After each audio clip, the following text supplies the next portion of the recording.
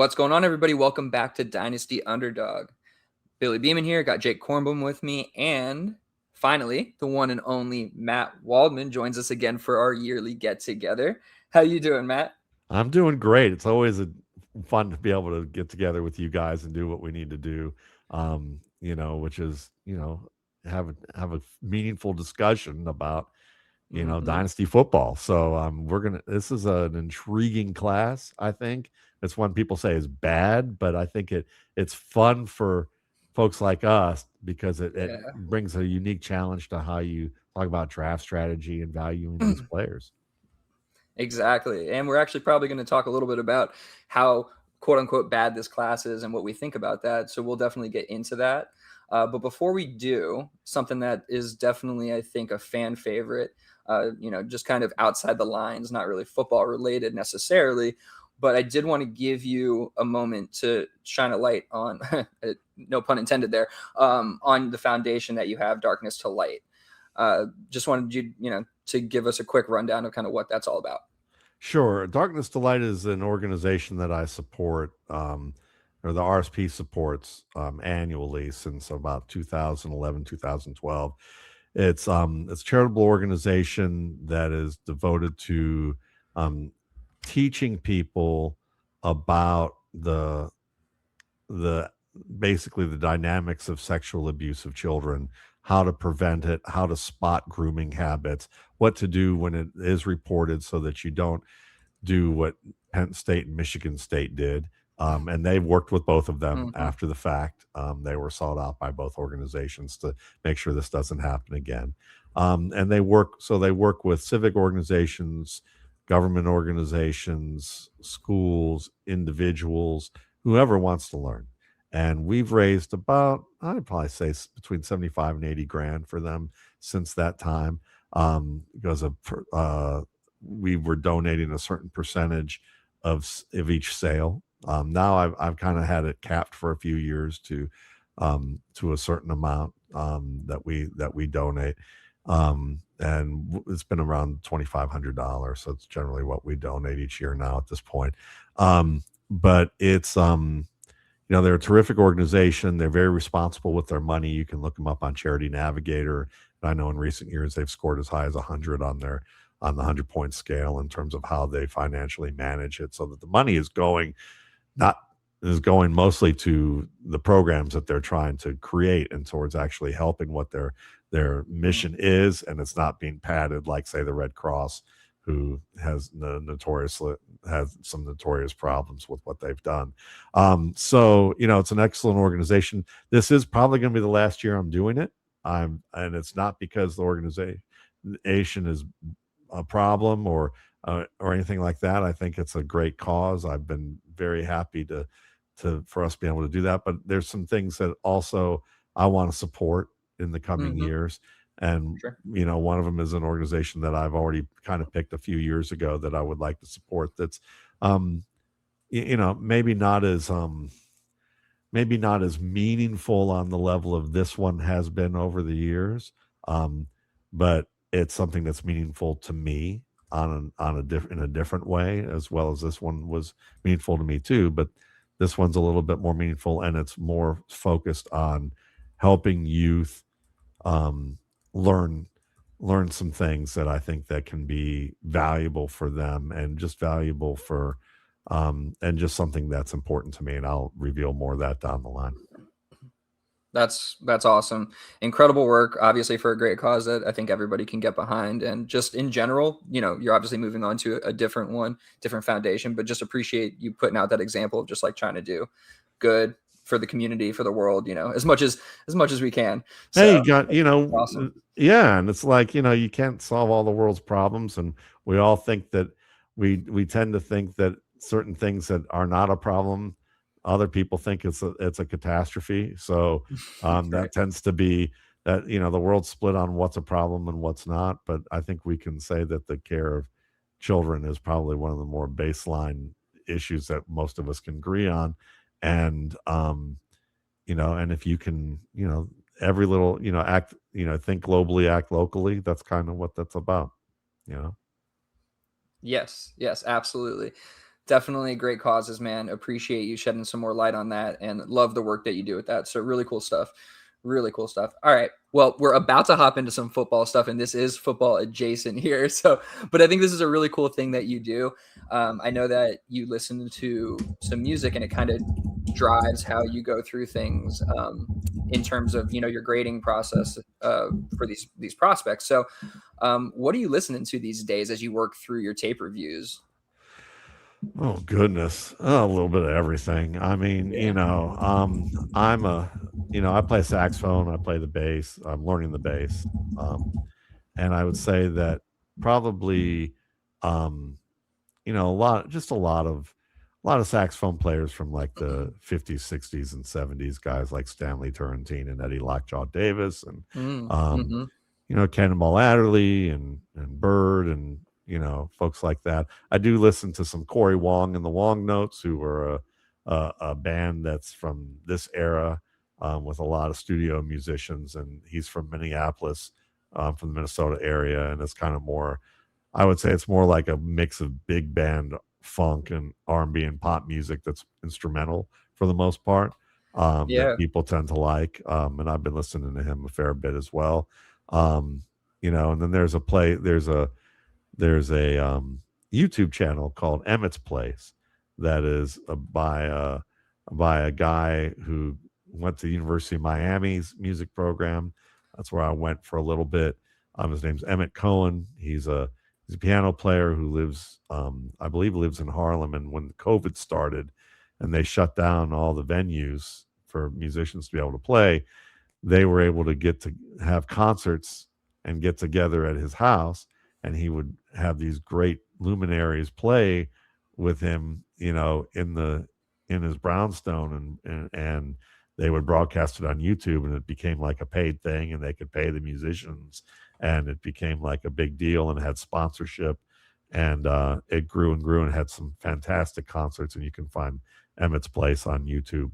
And I think he's since moved the concerts out of his apartment to a studio, but it really launched.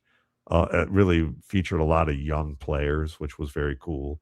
And you see that that music's very much alive and well. That's awesome. So it's definitely a lot more instrumental stuff that you're Oh listening to, yeah, right? More jazz related or blues stuff like that. That's really cool. yeah. I love that. I love that style of music. It's definitely not the mainstream these days, but it's good. It's definitely good for tape reviews because I feel like it keeps you focused on the review and not on like other words and everything that could be going on, right? It's just kind of like you get into a flow state with all that. That So yeah, I mean, I get it.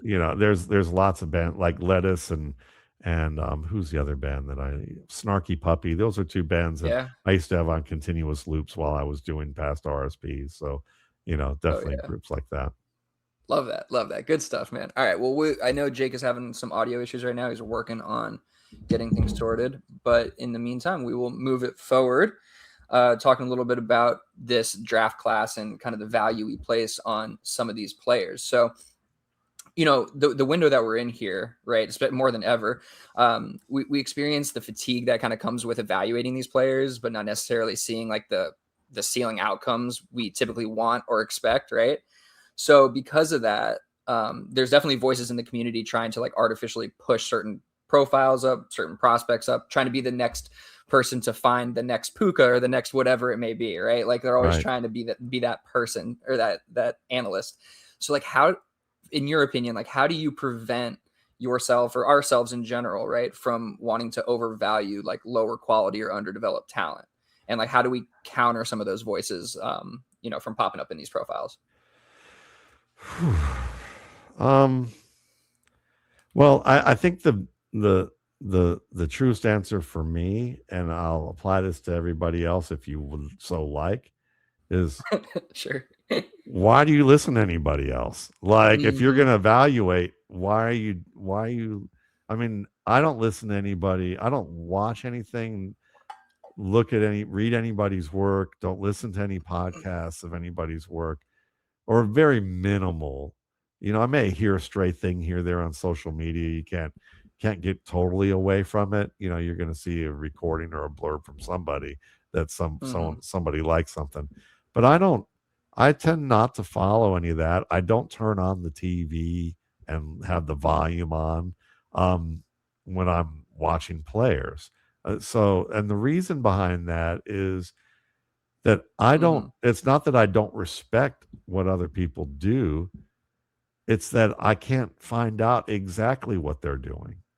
I respect Lance Zierlein for all the work that he's done all the years and that he's achieved what achieved, or Matt Harmon, in the fantasy community, or, folks like that, or JJ Zachariason, but, and what he's done with his analytical work, Sure. or other Hmm. tape oriented people, Daniel Jeremiah, Lewis Riddick, whoever. But I have no fucking idea how they actually score players. They don't list criteria of how they do it. They don't tell me what value they give to scoring it. They don't define what exactly it is that they're looking for. Um, so if I hear one of them say, like Lewis Riddick years ago, Clyde Edwards-Helaire is the next Brian Westbrook, what does that matter to me? Because he had an NFL job? Because he was good at what he did for a while in the NFL? Because he's with ESPN? I mean, that for someone who's a fan, that may have value to them because they're like, he did the work, he did stuff. But for someone who's doing the work that Hmm. I'm doing, I don't know what I don't really know his frame of reference in terms of all the details that I put my work through to compare to his details. So when I look at Clyde Edwards-Helaire and go, he can't break tackles more than reps. He's not very quick. He's not very fast. His contact balance isn't all that great.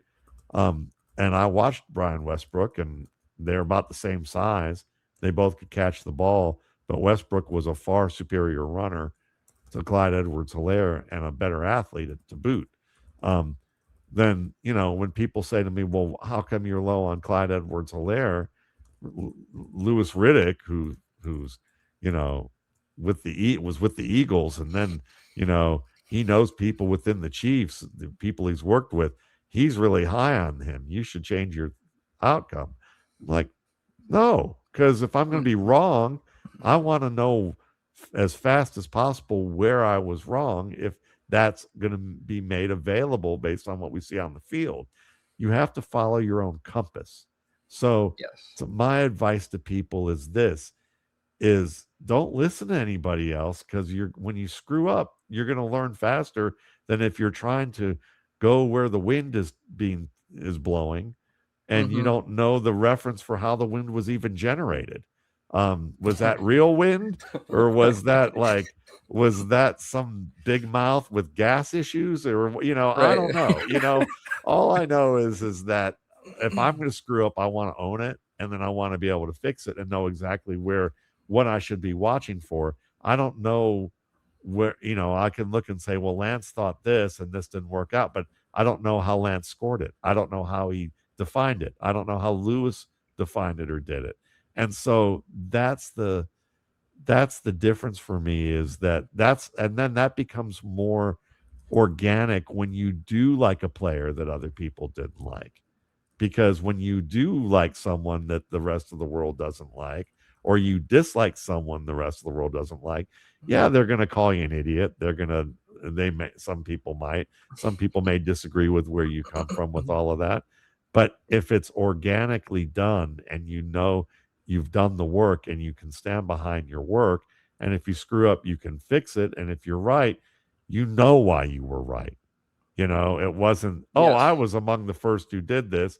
I can show you receipts of a scouting report that tell you in detail why I like that player and why that ran counter to what people were saying, and give real details, technique wise, concept wise, that matter. And so I think that's what I would advise most people is follow your own path. Don't be afraid of it. Know that it's going to give you a chance to fix what you mess up earlier. And not in this, if you're in this not to be wrong, then just quit now. Just quit now, because Yeah. you're just Losing battle. it's a losing battle, and it's just phony. Like, you just want to be popular. You don't want to be good, Right. and part Right. of being good is having to go through mistakes. You're going to have mistakes every year. You're going to be learning something new every year. You're going to be trying to get better. You're always going to have mess ups, and people are always going to come out and say, see, that guy liked so and so. How should I ever listen to him? And you're like, that's fine. If you want to pick three Mm-hmm. people out of the past 8 years that you were really mad about and they were disappointing evaluations compared to how they turned out, all right, that's fine. But Yeah. that's Yeah. the type of thing that you can't be afraid of that. And if you're afraid of that, and you're just trying to follow the trends of what other people think, or you don't have your own methods, you're that's where I think people screw up, and that's why you see the bandwagon kind of mentalities that occur, because someone they respected like this, and now they're like, should I go with this bandwagon or shouldn't I? And it's like, who cares? Like, sure, I look at, after I do my work, I'll look at what Lance has to say on NFL.com. I'll Yes. look at what, I'll listen to, I'll be on a show with JJ or with Matt, and they'll tell me what they thought. And they'll do the same with me when they look at my stuff too. And then we have a Yeah. conversation about it. But at the end of the day, I'm like, I still don't know. So it's like, okay, that's cool. We're going to find out what happens, and, Mm-hmm. and and all of us generally are rooting for the guy. I mean, even Kyler Murray, I root for, even though I incessantly harass him every year on my shows, because I don't think he plays quarterback to the level that he's capable of. I still, I may pick on him relentlessly, but I'm still rooting for him. I want these guys to get better and better, and to be the best that they can possibly be. Matt, I Matt. love that you bring that up, because honestly, as much as I appreciate and love the RSP, also shout out to another amazing year and another amazing edition, I don't read it. Like, I don't read it until after we're done with our process. And it isn't Good for you. It isn't an aside to your work. If anything, we respect it so much that I don't want Mm-hmm. it to ruin our own process, right? And one of my favorite things, probably selfishly, is whenever there is maybe a more unknown prospect that we somehow align on. And I look to myself, and it's not just like a pat on the back, but it's like, I love the fact that we have that communal eye, especially amongst the three of us. And it's not to say that we're all correct or anything like that, but it definitely provides a little bit of additional credence to the process as well, to state that all of the work that Billy and I do on a weekly basis, there's some merit to it, in the sense that, yeah, maybe we aren't able to produce, a 12 to 1300 page, How dare us? report. Yeah, I know. Maybe next year. No, I'm just kidding. Probably not. but the fact is that we see the gross amount of effort and work that you put in on a regular basis, on an annual basis, and to even see some of those overlaps in what we see in the tape is just very reassuring, but also just, it feels really, really great, because I do have so much respect for the work that you do. And it's not just the RSP, it's all of the modifications that you make throughout the way. It's also the exceptional level of confidence that you have in the work that you do. And it's not the fact that, player A doesn't have a great rookie year and you're going to stop talking about them. Instead, you think about what that relationship looks like with that team, how the depth chart is going to be impacted, how the coaching changes could potentially impact that player. And you know what? Maybe that player doesn't have a potential pathway until year 3. And that's something that you can visualize, unlike, I think, anyone else in the community. And so all I have to say, one, amazing work you did. 2026 is, no slouch of a year from the amount of effort that you put in. So you didn't show any signs of regression because the class wasn't technically, I think, as enjoyable to watch, I think, from a surface level. And maybe that's even unfair to a lot of the players, because I do think that they are very refined. And it's something that you talked about a little bit, actually, I think in your most recent episode with Brandon Angelo, where you're talking a lot about, the technical prowess. And we talked actually about this last year. The technical prowess of the players themselves is not actually getting worse, right? Like, these are technicians at the finest degree, but maybe overly technical, maybe to a point where it's actually degrading a lot of their output because they're so worried about the one-on-one coaching that they have during the offseason that's actually potentially preventing them from being successful with the teams in which they're playing with. And so this is actually going to be a question. I know it probably didn't sound like it, but the question here is the talent truly worse than others from an athleticism perspective? Or are we delving into a major coaching hindrance that is preventing talent from succeeding? And by the hindrance, it could literally be not that coaching is getting worse per se, but maybe the expectations on coaches is getting even more extreme, where they don't have the avenues to potentially coach and define and mold players the way that they used to. And does that actually have a larger scale impact on the way in which we're able to then kind of analyze what those players are from college football to what they can be in the pros? I think you laid out the ingredients very well, and you even like set it up in the kitchen so that with plates and utensils that I can like, whip it together. It's great. I mean, it's because it does. You covered a lot of the salient points, and I think we need to tie together with this, which is one. You're right. College coaches are on more pressure to succeed right away than they've ever been. And now, especially with NIL, but even leading up to that in the past 10 years, it's such a big business that, these feudal, these feudal lords called, educational institutions, that we've had. And I worked at the University of Georgia for 10 years. So I can tell you as one of the biggest ones that was there. That's certainly the case. So the pressure is there to perform. Well, they're picking the best athletes, and they're not. And the coaches, the trend has been for years that, look, we need to win now. And that doesn't mean that we're teaching anymore. We're just putting these athletes in the best positions to win. And you'd hear players over the past 15, 20 years who came out of bigger schools say, listen, I didn't learn anything about my position while I was at such and such university. And it's a SEC school or an ACC school or a Big Ten or Pac-10 school. I didn't learn anything, until my senior year. They just wanted they knew that I fit their scheme and that I could basically exploit athletic advantages within what was going on here.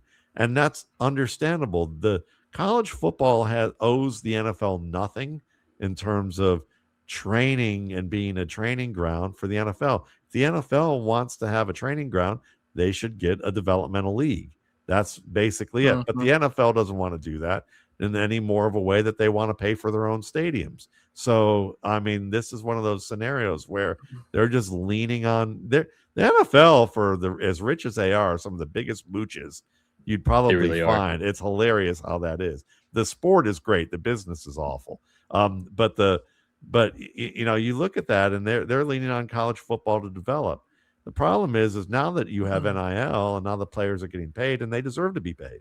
The problem is now they're jumping ship everywhere to get the best deals that they can, and this is a business for them. And the educational part of it is kind of now officially gone out the window even more than it did maybe in a subtext sort of way underneath, that we all knew the game, but a lot of people were in denial about it. So I think that this is one of those deals that what's happened is that the onus on player development is outside coaching, individual private instruction coaching. And so if you really want to be a good NFL caliber player, you're acquiring that, or you're just very good at learning on your own. One of those two. But with the skill positions more than ever, you're seeing them get this outside coaching. Now, is the outside coaching quality? we don't always know that. There's franchise gyms that, that say, yeah, we're going to hire, we have coaches on hand who are going to help you do X, Y, and Z. And they may have them doing drills that look like something that, snake oil salesmen, these people, some of them. yeah, some of them may be that, or some are just really creative and imaginative, but you're like, how does that really apply to the movement and diagnostic and conceptual skills that really come in handy? And some of them may even look like they do, but they actually may not, so Right. we're in the wild west frontier of a lot of that. So what happens is, like, wide receiver is a great example, Jake, is that I think the skill level, because of the all these teachers, the skill level has risen, like, baseline wise. So more guys know footwork releases, more guys know hand counters, more guys understand the basics of certain routes that they need to run, but they don't they know more about all of these tools, but they don't know how to execute them with the level of craft that they're going to need for the NFL. They still aren't reading coverages at a high level. So they haven't put it all together. It's just kind of like, it's like young musicians who we were talking a little bit earlier about music that I listen to, a lot of instrumental music, improvisational music. They have these things called play-alongs, where basically, you can have a rhythm section playing a song, and then you can play along with it. And that may get you a little bit more used to the form of a song, and you can practice improvising, but you're not practicing interacting with the band as much as it's not different every time.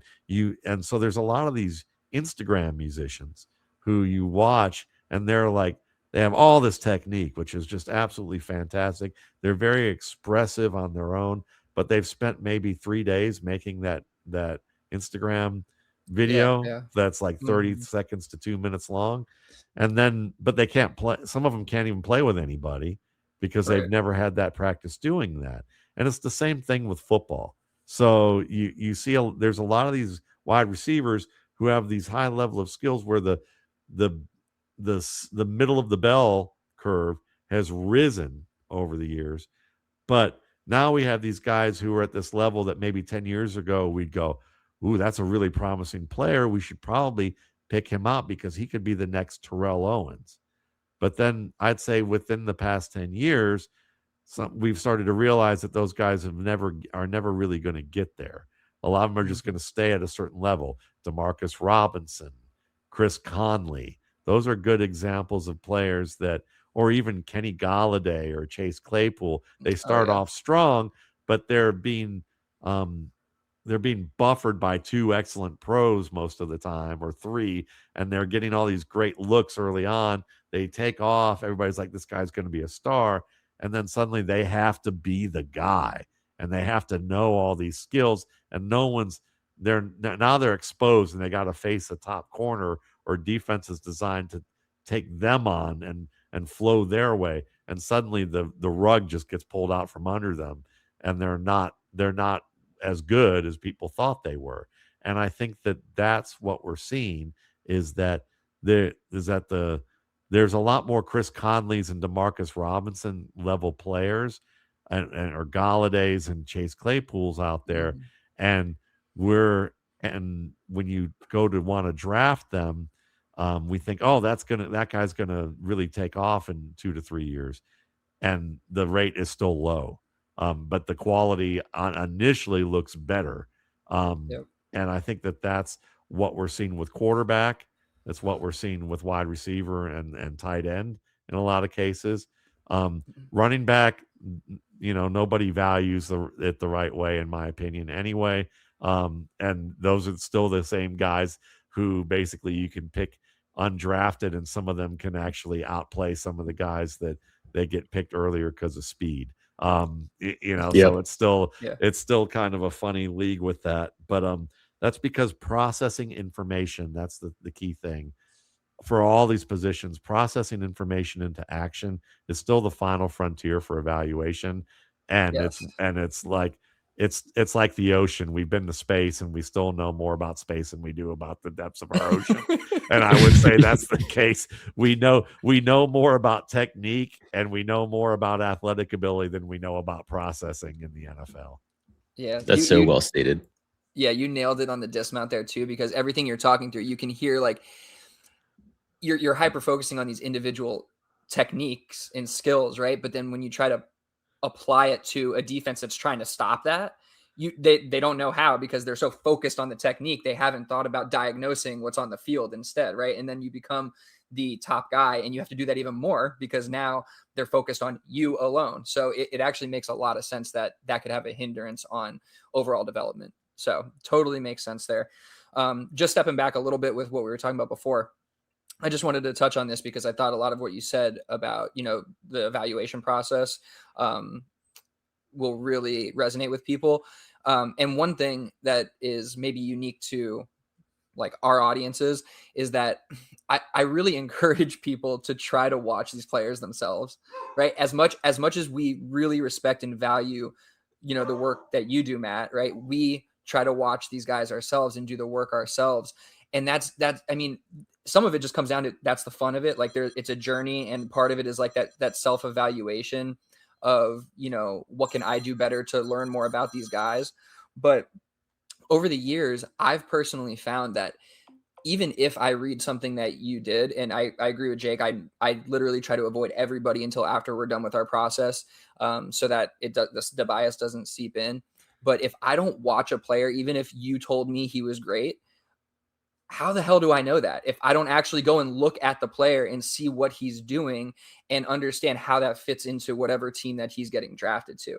So it's almost impossible for me. And I actually noticed this more so this year than ever, because I took a step back from grading the QBs myself because I just wanted to really hone my focus in on the wide receiver, tight end, running back positions, because I do feel I'm better at grading those guys out. And I think quarterback takes a lot more effort in terms of, what's happening up top from an IQ level. But it got to the point where like I'm in these rookie drafts and I'm like, do I want to select Carson Beck? I don't know, because I don't fucking know the guy. I haven't looked at anything really myself enough to at least do a baseline evaluation and then look at maybe Matt's work and say, okay, based on what I saw and what Matt saw, now I know where I can actually value this kind of, this player. So I really, really, really encourage people. And I think most people who are listening to Matt or us actually kind of try to do this anyway. So I just want to put it out there. I think that's a huge, huge piece of the puzzle for anybody playing this game. And I do think it adds to your fun at the end of the day if you kind of work that in. Yeah, because I mean there's different tiers of fantasy enthusiasts, and I think the dynasty space usually has more of these types of enthusiasts than redraft, which is I want to learn how to do this stuff myself. I want to, I don't just want the answer. I mean, there's like redraft is, I joke that, I mean, I started doing this in the mid 90s. So, I came around just before the internet really got that second wave. Cause like when I got started playing fantasy, the websites that got on, they got all this great advertising money and they were mom and pop little places and they were like, oh, suddenly I could quit my job and do this. And this is kind of cool. And, and they're in their 20s and early 30s doing this and they're living the life and it's awesome. And then by the time, by the mid 2000s, suddenly now it went from being something in your mom's basement with a bunch of enthusiasts to, and the diehards and the guys who would, skateboard in empty pools out in California back when, what Tony Hawk was doing, that kind of thing. Then suddenly got embraced by like the rest of America, and then eventually the world. But it was like, to me, the jump the shark moment was church leagues. Once, if you got started in a church league, then I knew that this was no longer just a niche product type of thing. Yeah. We were definitely getting wider. So, and I think that Dynasty is more of an ode to that earlier time. And there's a group of diehards, and I get them too. And I love it because I've got, somebody who's been writing me like essays, about Jeremiah Smith and what he saw and what he didn't Mm-hmm. see and what he thought maybe I've seen, and what do I think about these particular things, and I can then recommend books or say, this is what I would look for, or this is what things I would do. And part of they're having fun because they're learning. They want to learn. And that's why I totally appreciate what you're saying. And look, you want to buy my work as a guide to just see how there's one way to do it. And it's a detailed way, and you can kind of then take off from there. That's what's great. My wife, when she first met me, and she was a business owner, and she saw what I was doing a little bit, and but she never really, I told her what I was doing, but she wasn't looking at the details of it. And she's not a football fan. I mean, she grew up in North Carolina. They play basketball in that state, but she was like, aren't you worried that someone's going to steal what you do and do that for themselves? And I just smiled, and I just said, trust me, if they do exactly or anything close to what I'm doing, I'm taking them out to eat, to pick their brain and to congratulate them on what's going on. And she just kind of would look at me kind of funny. And then maybe we were married for about 5 or 6 years, and I showed her what I did step by step because she was more interested at that time. And she said, I get it now. Totally get it. You're absolutely more insane than I thought you were when I met you, So I'm glad it's applied here and not to our marriage, but I love that. yeah. But I mean, she understood. She was like, yeah, nobody's doing that kind of work to do that. Right. But there are people who do a lot of hard work. And what it teaches you is, yeah, there's a lot to delve into. So if you're interested in learning these things, those lessons stick. And even if you aren't writing 1,200 page books on this annually, even if you're coming out with a 100 page draft guide, you're going to learn more from that experience, and you're going to learn a ton that you can share with other people, and that's going to stick within for you to get better at what you do. And part of that process is learning what not to do as well. So no, I'm totally with you on that commentary. And I love that the RSP is a starting off point for people, a jumping off point for people, just to go, okay, how do I think about approaching this? How do I want to approach it differently? Yeah, first few years of doing this grading process and evaluating the way we have, for me specifically, was learning how not to do it. It was learning what I didn't want to do. I'm like, oh shit, all right, I don't want to do that again. So definitely resonates. Yeah, absolutely. And then one last thing, and I'll move on to our next question here, but I just wanted to say this. I think one of the real values of the RSP, which you hit on, is the transparency, right? You're showing the process, right?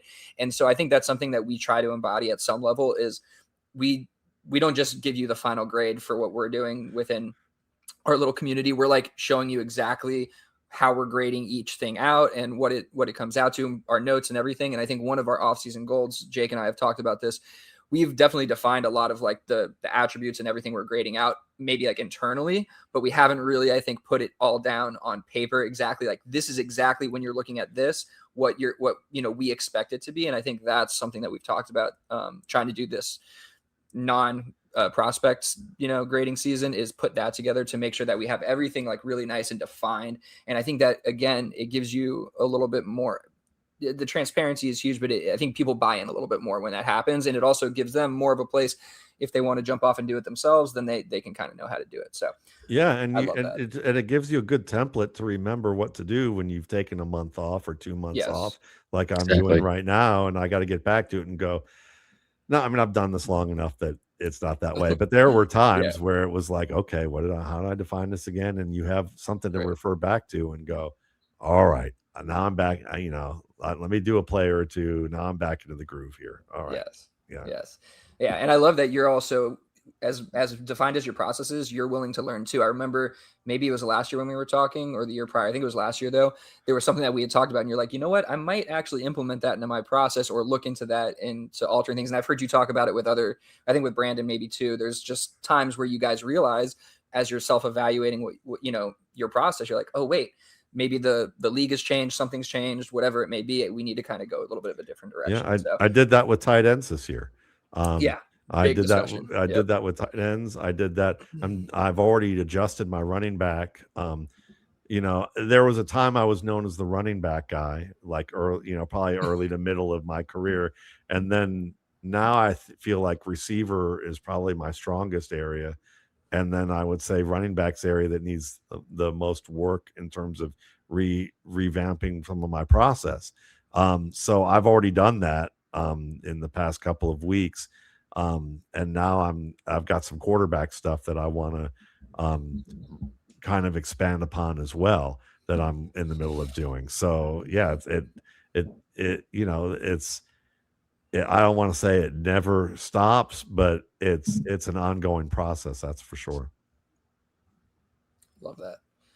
I love that. All right. I think we have one more here, and then we're going to move on to some wide receiver specific conversations, unless Jake has something else he wanted to throw out. But this may be a quick one, may not, who knows. But for you, just given this specific class, right? Like, and maybe the grading process and everything you've set up kind of, allows you to get away from this, or allows this not to happen to you. But how hard is it for you to not overly criticize what is regarded as a bad draft class? It's not hard because I don't care. Like I just don't care. I mean, I don't know how else to put it. After a while, there was a time that I would say I don't want to care, and I would still have a little bit of care creep in. But after doing this for 21 years, and you've seen the results of going, this is what happens when you don't care about what other people think, and it's mostly good. You just realize that it's not that people don't know what they're talking about. It's that you just don't know what they know or don't know. So at the end of the day, I can stay confident with where I'm at. And I've already been through, I've had Cooper Kupps. I've had guys that came out that people weren't high on that I was high on, or Luther Burdens, and talk about him. And people were like, oh, well, or, I can think of players like AJ Brown when people said it was the worst draft spot and I thought it was the best. Things like that. I've had that happen. That outweighs Hakeem Butler, okay, or Dante Pettis, or players along those lines. Because at the end of the day, it's like you're always going to have a Hakeem Butler or Dante Pettis, but even so, it's just like at the end of it, you look at it and you just judge it for what it is. And also one of the things that I looked at was this is like, say running back is a perfect example. Everybody's like, that was an awful running back class. So I went back and looked and just thought, what's the difference between a good running back class, a neutral running back class, and a bad running back class? And the answer was plus or minus one from neutral. And it's just like, really? That's what, that's the difference? Then, okay, I don't really care. And then also when I look at like some of the running backs that get drafted, like Bishop Sankey or Anthony McFarland, or players like that I go, and then I think of the players who didn't get drafted, or who were drafted late, and I'm going, of course I'm going to believe in what I believe then. And if I'm telling you that Miles Montgomery of UCF, who's now with the Patriots, is at UDF, and I think he's good enough to be the number 3 running back on that depth chart and actually be a low-end starter if he gets a chance. And even this year, I know he won't, but I want you to know about that guy just because who knows? I remember a guy named Rico Dowdle who every year for 5 years, I was like, you're going to need to keep an eye on Rico Dowdle. They've kept him for a reason. I think he's got some Le'Veon Bell-like aspects to his game. If he didn't get hurt so much, he'd probably have been a 3rd or 4th round pick at the worst. Or Michael Wilson, he reminds me of Michael Thomas. And every year it's like he's stuck with Kyler Murray, who's one of the reasons why he's my quote unquote jokingly mortal enemy of quarterbacks, because he can only look to one guy at a time, look to one guy or run, and you're covering up a gem of a player. And it took Jacoby Brissett, who is now forever my hero, because we actually have a quarterback in Arizona. Even if he's a journeyman, player at best, at least he can read 2 to 3 players in the pocket and like keep route integrity there. And suddenly that means, there's actually viable players. Oh, wait a minute. We have Michael potential Wilson all Pro of a Bowl sudden? player and Michael Wilson after 3 years. Okay, Yeah. wonderful. That's the point of all this, is that, when you have the confidence, when you look at these types of things, you just realize at the end of the day that what's considered strong and weak. We've had strong. I remember the Nick Chubb, Saquon Barkley class. Darius Geis was supposedly going to be better than both of them in some regards. There was who's the kid from Seattle, Rashad Penny? That was another one that was supposed to be as good. There were Kerryon Johnson, who had a great start to his career before injury. I mean, this was going to be a massive running back class, an all-timer, and we have Nick Chubb and Saquon Barkley, basiclike. That's it. I'm trying to remember who else. There was probably somebody else, but those were the two. And Chubb was like the old Frank Gore, who was going to probably fall apart when you blew on his knee, according to most people. So that's my point, is it's the margins are so narrow. Matt, this is a safe space, just so you're aware. Like, you're amongst Damian Martinez lovers. So we know what it's know what it's like to put our names. We're holding on for dear life, all right?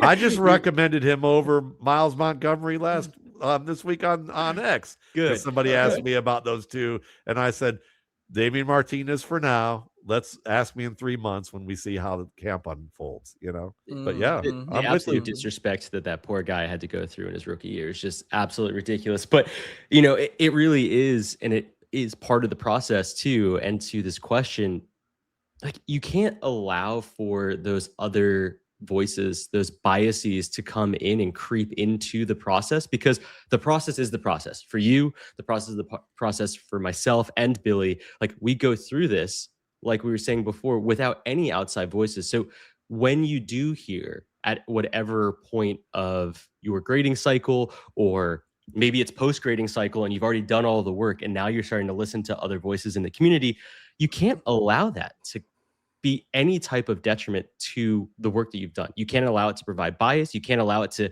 even, I think, prop up players that you like, but maybe shouldn't be propped up as high as you want them to be, if you know what I mean, because someone is saying a negative thing about them. I think a perfect example of that for you this year is honestly Fernando Mendoza. I think Fernando Mendoza is someone you are very, very strongly opinionated about in a very positive way, but it's also coming from a very authentic place. I don't find it to be like, I'm Matt Waldman and I want to attack the world because I think that people are, saying the wrong things. I got better things to do. Exactly. And it also would discredit all of the energy that you put forth to the rest of the work that you're doing, right? Like, it's just so crazy to me, because you do put forth so much time and energy. Billy and I were talking about the amount of time and energy we put forth by ourselves in our process, which is probably touching around 90 hours, which is quite a lot for what we're doing. And I'm sure it doesn't even touch a corner of the work that you do.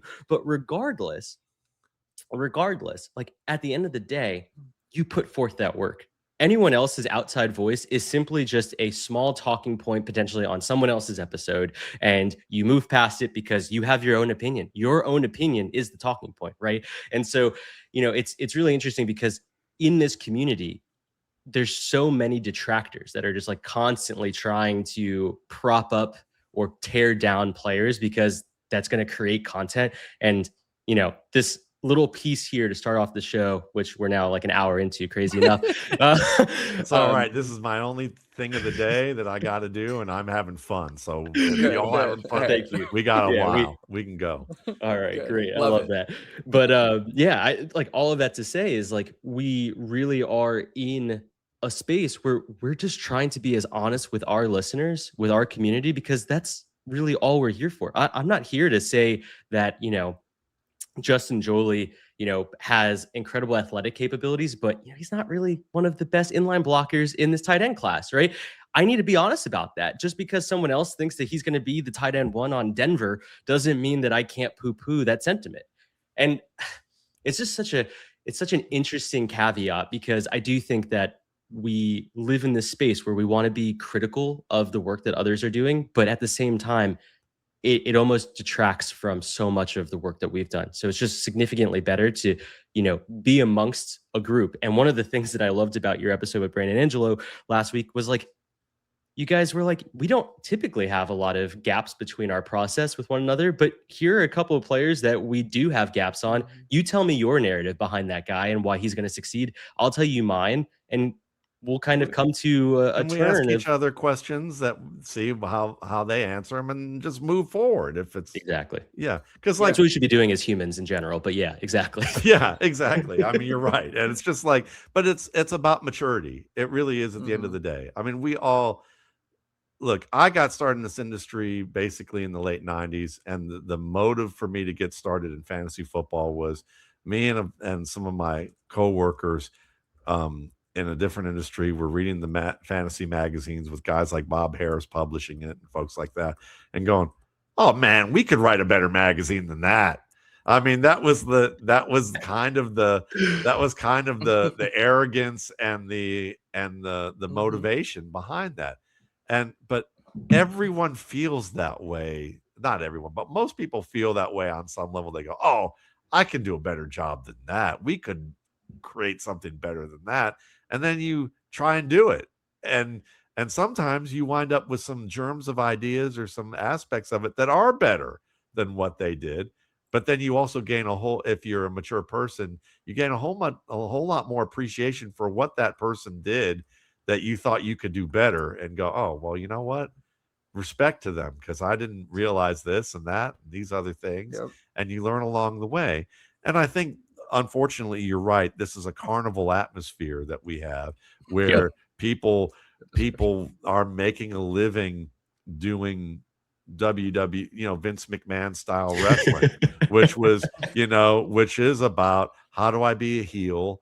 How do I be exactly? How do I be a heel? Because I get attention. And the media adopted that. Politics adopted it. Big businesses adopted it. Vince McMahon is the root of all evil. No, I'm kidding. But like he is, but I do think Harley Race should have probably like cinched in that that front chancery just a little bit tighter, and we might have not had a lot of things spawned out of that. But I'm glad that he's still alive, even if I don't particularly have love for him. But the thing is you have to look at this with a level of maturity and understand that people are trying to get an audience. And one of my favorite thoughts is from podcast co-host and friend Adam Harstead. And if most of you are probably familiar with Adam, but if you're not, he writes at Football Guys. He was a fantasy writer of the year a couple of years ago. He's a very intelligent human being. And I won't puff him up too much because he'll get a big head about all this, and we don't want to. we want to keep him humble. But Adam talks about that you write for the audience that you want, that you perform for the audience that you want. And I think that's very true. That's something that I've been trying to do for years, because this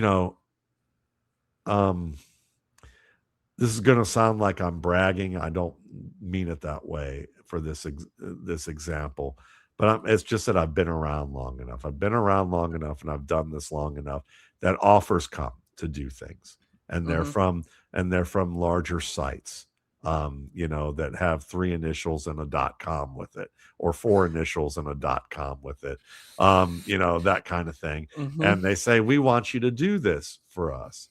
And one that I can talk about a long time ago would be, that I've shared, is I remember, when I first got started after a couple years, Roto World came calling, and they said, we'll have you write your gut check column at Fox.com. And you will do that weekly. And I remember thinking about all this, and my boss would have been Greg Rosenthal of NFL.com. Like, my peer would have been Evan Silva. We were both starting out in the industry, and Evan, all 3 of us have done well for ourselves with what we've done in the space. And I have a lot of respect for these 2 guys. And, but I remember looking at it and thinking, I have this draft guide that I want to do. But the first time I got offered it was just for fantasy. I hadn't even done RSP yet. But I did and I looked at the Fox, and I thought, I looked at Adam Shine, who was the guy who was writing a piece at that point, at that time. And I saw the lengths of it, and I thought, this is 500, 700 words. And I can do that. I do that a lot in my day jobs at that time when I was, working in a different field. And I thought, yeah, but the reason that I'm getting this attention is that I write 2,500 word columns. I go in really deep, and that's what got their attention. Are they going to really want me to write something like that? Because this is the audience that finds it appealing, not the 500 word audience, And I thought, no, I don't want to do this. So I turned them down. And then I had second thoughts a year later about possibly seeing what else I could do. And I contacted them, and they contacted me back and were excited about the possibility. And I had started the RSP. And listen, I made $700 the first 3 years I did the RSP. I probably couldn't even pay the mortgage on my house at that time. With for a month with what I made in 3 years, doing it. But I had the people who read it were excited by it, and I was excited by it, and where I was headed, and I knew the kind of audience I wanted. I didn't want to have a draft guide that was overly graphic, and because I didn't know how to do any of that stuff. So then I felt like it would look like glamour shots, as opposed to like something professional, so I didn't want that. And then I envisioned it as this very plain thing that if you were in an office environment and you found it in like a metal filing cabinet, you pulled it open and you saw this like thick ass document on this, that you'd be like, and you were a football fan, you'd be like, holy fuck, how the hell did I find this? And start reading through it and see all the substance that was there and go, I am hooked. And this is exactly what I want. And it's not superficial in the least. And it could use a lot more gloss, but what's in there is the goods. And that's how I envisioned doing this. And as every time I would have opportunity, that I remember telling Greg, I almost took the job, and I said, well, one last question. I'm writing this draft guide and I'm doing this, and I'd like to be able to keep doing it. Is that something that I would be allowed to do? And Greg was nice, but I could remember he was a little like, his answer was a little bit like he was couldn't believe that I was asking that question in a way. And I remember the response had a little bit of an edge to the tone, like, well, why wouldn't you just write for our draft guide? We've got one here. Why wouldn't you want to just do that? And I remember thinking, no, I don't want to do this either. And I remember 6 months later, turning on the TV, being 35, 36, 35, turning on the TV and seeing Greg Rosenthal on NBC when NBC bought out Roto World, and he was on at halftime. And I thought to myself, I bet this better fucking work, what I'm doing. That was the thought. And then there were lots of steps in between where more things like that would come and test and say, hey, we're interested in that. Do you want to do that? What would I be doing? You'd be writing news blurbs. NFL.com, another example. You'd be writing news blurbs. And maybe eventually maybe we'd have you working with a guy like Mike Mayock, like, my buddy Chad Ryder did, and Josh Norris did news blurbs and, things like that. And I was like, nah, why am I going to give up what I'm doing that I'm building for this? This is going to take all my time. And so even when you get to the point where you had other opportunities like that, the point of it is that you start to realize, it took me a while to realize, the audience I had was fantastic and it was growing, and they're appreciative of what it is. They value the uniqueness of what it is, and that I don't need to have a 300,000 volume audience on X to make a living. And the living that I make doesn't have the consequences of trying to appeal to the Stephen A. Smith crowd or the Skip Bayless crowd who says, I don't understand what Diego Pavia can do that, I don't understand what Lamar Jackson can do that the Diego Pavia can't. That was a recent quote from Skip Bayless that I saw. you know. And I look at the Bayless brothers, and I think they're a perfect example of two different types of audiences. You've got Skip, who most everybody knows, and he doesn't care whether you love him or hate him. He just wants you to pay attention to what he has to say, and he Yeah. once had showed off his skills as a features writer and an investigative journalist way back before he got on ESPN. That's fine. Yeah. He started the Miami Herald.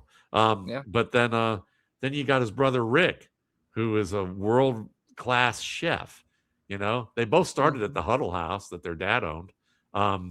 I didn't know that. I just read that yesterday because I wanted to I was going to make a joke about, I was going to make the comparison between Rick and Skip Bayless, the way he made one about Lamar and Diego Pavia. And then I just thought, nah, it's not worth the time. But I ended up reading about Skip because I remember knowing things about him, but I didn't know that. But Rick is, Rick's the other end of the spectrum. He's a craftsman to his core even now.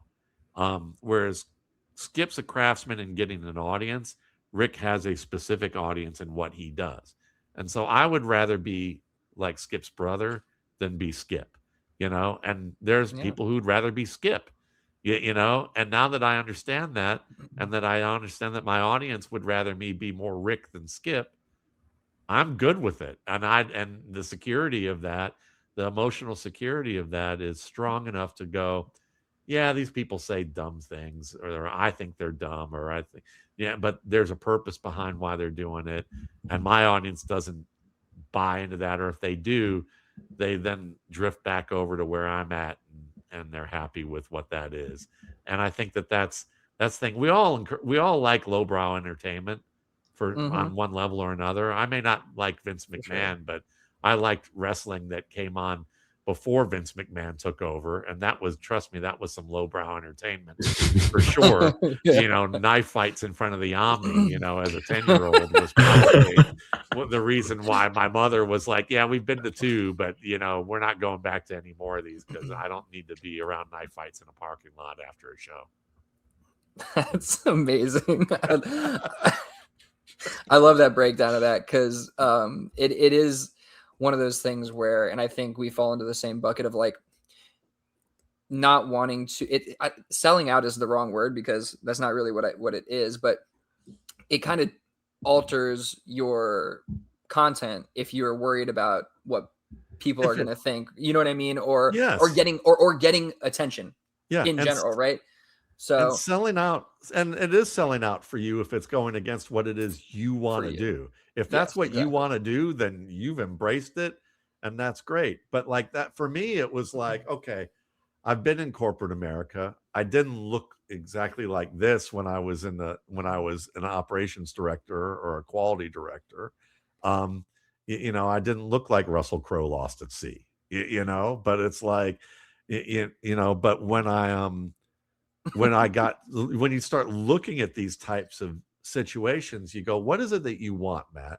And for me, it was, I wanted to roll out of bed and get to work, and then do something that I believed in doing, and that people were not as concerned about whether or not I was, whether or not, let's see, if my hairline was good enough, or if my teeth were straight enough, or if I had the right wardrobe, and all of that stuff that you've got to have to be on ESPN or Fox or any of those, or NFL.com. And then, but I also don't have to worry about 2-year contracts and whether or not they're going to renew me, or whether the next NFL player who's younger, looks better in a suit, and took some, elocution lessons, is going to take over for me. And then how much hot take artistry am I going to have to embrace, and how will I feel about that? And I thought about all that and decided that was probably the equivalent of being, a demon and someone taking a cross to me, and just realizing that maybe I just need to stay the demon that I am, rather than try to embrace all that other stuff. And when you start to look at it ahead like that, you go, yeah, it wasn't worth it to me. Whereas Matt Harmon, I think, is a perfect example of someone who can do his own thing, who can also embrace the other stuff, and do it well, and even give you, and I think what makes him special is that he can kind of even give you a little wink and a nod as he's doing it, where he would never say this, I doubt. And I'm not saying he said it to me. He hasn't. But I look at him and I know him well enough that I look at him and I think he's going, I know this shit on NFL.com I was doing with the coffee shop was stupid as fuck. Wasn't my idea. It was probably Michael Fabiano's or something like that. Sorry, Mike, but it was probably some idea like that was done from a higher ups in the thing, and they're going to make us look nerdy. And I'm just going to wink and a nod because I know I've got the goods. And if you know my stuff, you know I've got the goods too. And I'm going to deliver a little bit of it here, and you're going to be interested and curious about me down the line. And that guy now is like, he's the belle of the ball in our industry, and he deserves to be. That's good stuff, man.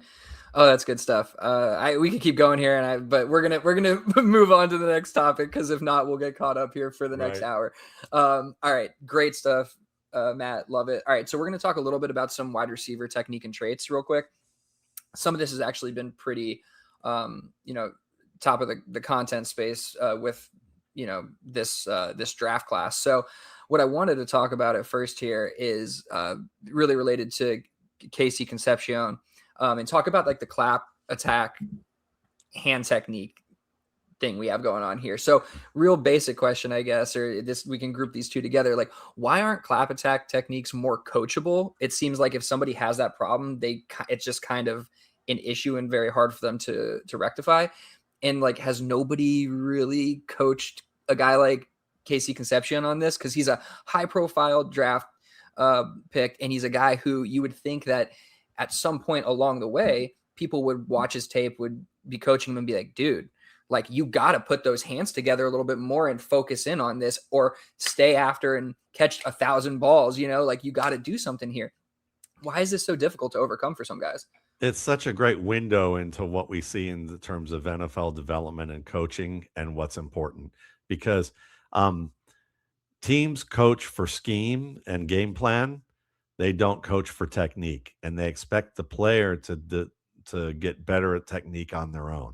So these players, what happens is their mentality has been, they've been told that they've either been told they need to fix this or address it to get better at it, but they continue to produce at a high level. They don't lose their starting job. They're getting lots of national press about how they're a high-end player, and they figure that they're gonna keep getting better doing what they've done, and they're not being held accountable for some of these flaws. And then they get to the NFL, and the NFL now is like, the NFL level of play is a magnifying glass for even the smallest flaws. And so then they're in year two, and they're still dropping the ball a lot. And now there's another guy who might be breathing down their neck, and the coaches are getting impatient with you. And that's when you, Deontay Johnson, decide that maybe you need to start working on catching the ball a little bit better. And then you work on that, and it gets better. But then maybe you go, okay, I've gotten better at this, and you don't keep working on it. And then it starts to fall apart a little bit more. So what happens is that there are techniques to do this. Like you said, working on it with just catching 1,000 balls a day, or doing a certain techniques every single day with what you do. A great example of a player who did this was Tony Gonzalez, the Hall of Fame tight end. By year two, he led the league in drops, or I think it was close to that. And he told this story when he was voted one of the top 100 players of all time. He told the story during that special to Bill Belichick and Chris Collinsworth. And he said, I was dropping the ball left and right, and I was trying to figure out how I was going to get better. And I read all these coaching books that my brother was sending me and doing all this stuff. And I ended up developing my own curriculum to get better. And part of it was catching the ball. And I made sure that I had this set of exercises that I practiced every day, before practice and after practice. And I recruited coaches and teammates to like help me go through it every day. And I did it for the rest of my career. Not I did it 1 year and I got better. I did it for the rest of my career. I know musicians who are high-end level of musicians, the same level that Tony Gonzalez is as a tight end. And they literally still play scales at 60 beats per minute, which is the rate of your heart, like a resting heart rate. Okay. It's like half the tempo of a walking tempo. Okay. So it's slow. And sometimes they play it even slower. And they do that every day for a half hour to an hour a day. Some guys that's all they do. And it's like, it's tedious work. Well, when you're young, you're getting a lot of attention. You're making big plays because you're more athletic than everyone. And your occasional mistakes aren't getting called out because you're producing, and you're getting to go out and party, and you're getting a chance to get national exposure, and your family's talking you up, and your coaches and teammates are talking you up. None of them know. Some of the coaches do know what and they will warn them about it. In the NFL, it's going to be a lot harder.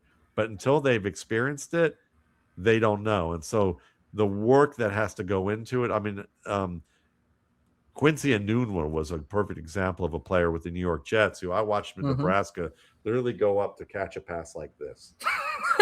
Okay.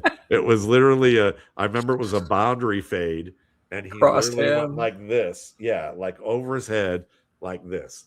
And then tried to turn his hands like, it was the most insane. That's why I remember it, because it was the most uniquely bad thing I've ever seen. But he got better because he worked every day at cleaning up the technique, but a neck injury derailed his career. I remember that. It was a bad neck injury. Yeah. But he got better because he talked about how it was daily devotion. A lot of these young players, they've worked hard but don't know how to work smart, or they've worked smart with someone taught them certain things that were a product of those trainers knowing how to work smart, but those guys never learned how to work hard. Or they haven't matured yet and figured out how to really embrace the craft that way. So, with Concepcion, and then there's the final thing. Concepcion, he does clap a lot, and he does it on passes he shouldn't. But there are some targets that are just hard not to clap attack. Okay. When you're running at full speed and the ball is directly above your head, and you have to get your hands together before the ball arrives and time it fast in tight coverage, most receivers, even the NFL, are late, and their hands have to converge on the ball, and they clap attack a little bit. Or if the ball is high and away from them. Those are the two that are the hardest. And I understand the clap attacking is always probably going to be there a bit, because there are only a handful of players. Cardinal Tate's a great example, someone who doesn't clap attack at all. Not at all. Yeah. Kai Lemon, he's another one that does that very well. But those are they're kind of rare about how good they are in that space. But that's the thing. So there's some clap attack you can expect, and then there's some where you're like, that can be cleaned up, and Concepcion's going to have to clean it up. And if he ends, because you watch him with that gauntlet drill, you could see where he was, he clap attacked every single ball on the gauntlet drill, and people were like, "That's a clean job," and you're like, "No, it really wasn't." So this is that whole thing about maturity, work ethic, understanding how to work smart, that we just won't know until they face the obstacles of the league. Yeah, that's really interesting, because one of the things that I feel like you are well known for, as weird as it sounds, you're well known for so many things. You're world renowned, Matt. But one of the things that you're most known for is really calling out hand technique from wide receivers, especially high profile wide receivers. I can't believe how much stick, or was it stick? Stick. It's not a shtick, it's a stick. How much stick you got for your Marvin Harrison Jr. hand attack issues, with the fact that he just was not aggressive enough at the collegiate level, and he was going to basically fail at the pro level unless he would actually get better at that. And one of the things that I was wondering for you is, do you find yourself emphasizing hand technique too much? because I do find that when you're talking about players, you do end up talking through some of those negatives. But if there wasn't a Matt Waldman, I don't think we'd be seeing these issues get kind of floated to the top. Like no one else was calling out Marvin Harrison's issues, right? Like you were, and repetitively. And I don't mean that in a negative way. I mean, I'd hear you on one show, I'd hear you on the next show, I'd hear you on the next show. It was in the RSP. And there was only one voice of reason to tell the entire community, hey, this Marvin Harrison Jr. guy, great athlete, very, very decent route runner, very athletic. He'll beat a lot of players to the ball, but his hands, when he doesn't have separation, he's not going to win. So do you find that, like, in your process, and maybe we can talk a little bit about that too, because I'm selfishly like curious about it. Like, how do you align hand technique into your grading cycle, like, or grading process, I should say? Like, when we look at it, we're really looking at ball tracking specifically and generalized hands. But like, does that grading fall into just like a general bucket like that, or do you have individual hand technique, and what does that look like? How would you break that down, I guess? Yeah, I'd basically say uses correct technique for catching targets above the head or above the waist, and using the correct technique for catching below the waist. And there's just a certain value to that. And then when I look at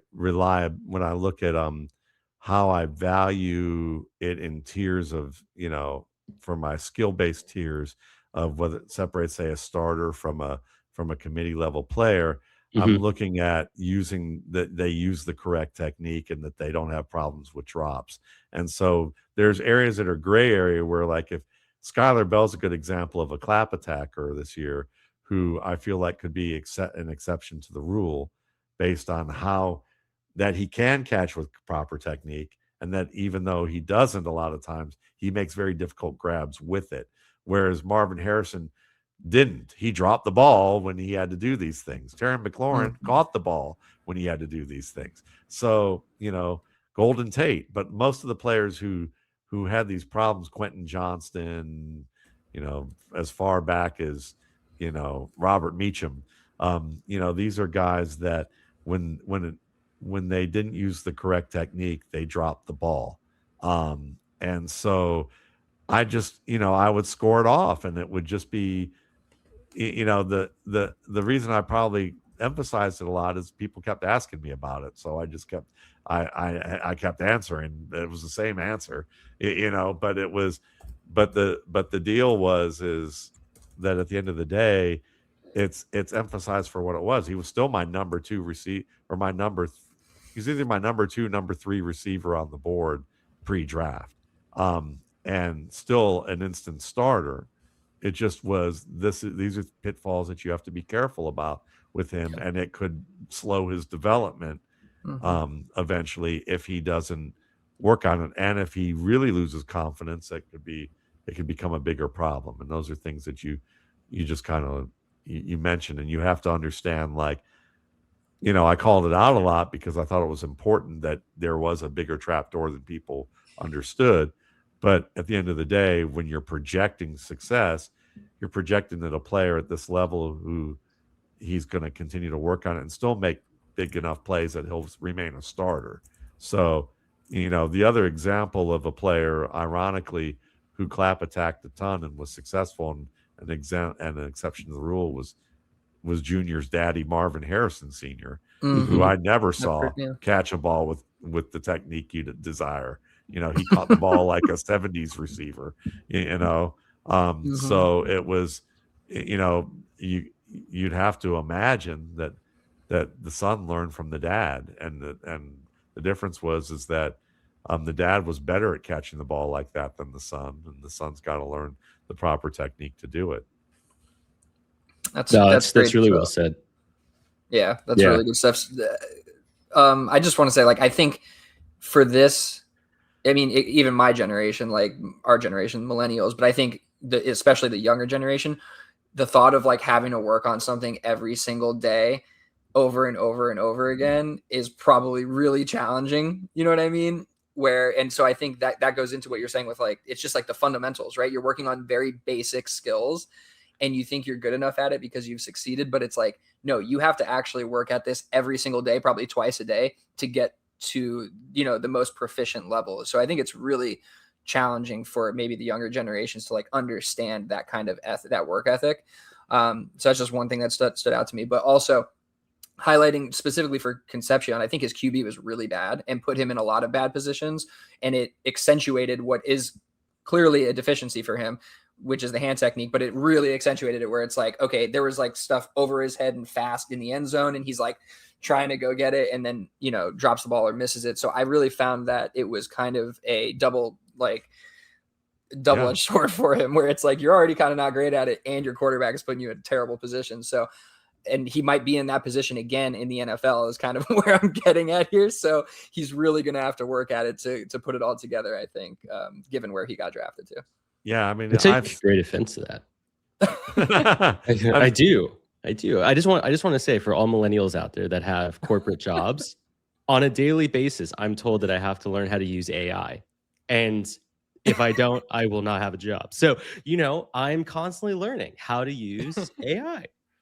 Billy, I didn't say all of us. And I think, again, the like Gen Z and the younger generations it's even harder for those, you know, those groups, because I think like attention span is a thing that goes with it, right? It's like there's a lot that goes with it that, you know, the best thing aren't as susceptible to. Yeah, I mean, the best thing that they can probably do as for those age ranges and younger is to not have a phone until they're about 15, not have a iPad until they're about 15, and for them to have to do chores every day, where they have to learn some sort of responsibility that is a part of the group and part of a team, and that, you know, when there's trash to be taken out, if you're there, you do it. If you have to be responsible for planning a menu, or be responsible for planning a trip, or doing different things that require you to get messy and learn different skills and interact with other people.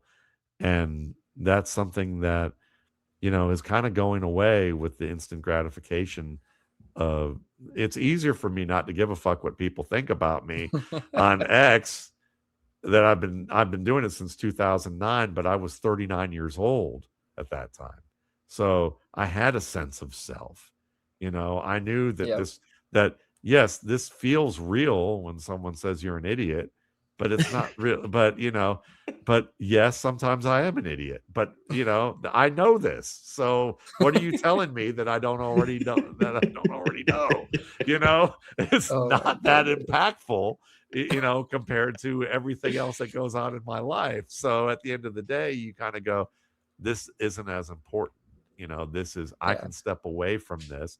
And when I start to get that weird queasy feeling that I've been online too long, I just take my phone and throw it across the room, and like, you know, and then every 2 months I got to get a new screen. But like, you know, I mean, you don't worry about it as much. And I think that's go walk the dog, go walk the dog, go talk to my wife, go hang out with my kids, you know, see real people, interact with real people, where if you said some shit like that, someone's going to punch you in the mouth, you know, you know, or you might punch them in the mouth, you know, and that's, you know, or at least have the verbal equivalent of someone saying to you, look, you know, you can't just talk like that and think that that's okay, you know. And I think that's what we're missing a little bit. And, you know, and, you know, hopefully we'll get back there to a degree, but I know that with everything else going on in the world, it's unlikely that there's going to have to be another way to go about doing this, you know, and the way it's heading, it doesn't seem like it's heading the direction I mentioned. That's for sure. Yeah. I hated taking out the trash. I'll tell you that, man. I fought tooth and nail when I was a kid, but I did it. I remember the first job I had, it was at a Kroger, and it's ironic because my daughter and my wife say that the grocery store is like my mistresses, because of how often I used to go to the grocery store to go shop for food. She literally, the joke was I had an around the way girl, like a ride or die, a hippie chick, and and and that kind of thing going on, depending on the grocery store I went to. But my first job at 15 was at a Kroger stocking shelves, and it literally lasted 4 hours before I got so bored that I went back to the apartment complex I grew up in and said, "You still have that job wheeling around a golf cart, taking out trash and throwing it into the dumpsters and doing that?" And they're like, "Yeah." I said, "I'll take that." I would have read.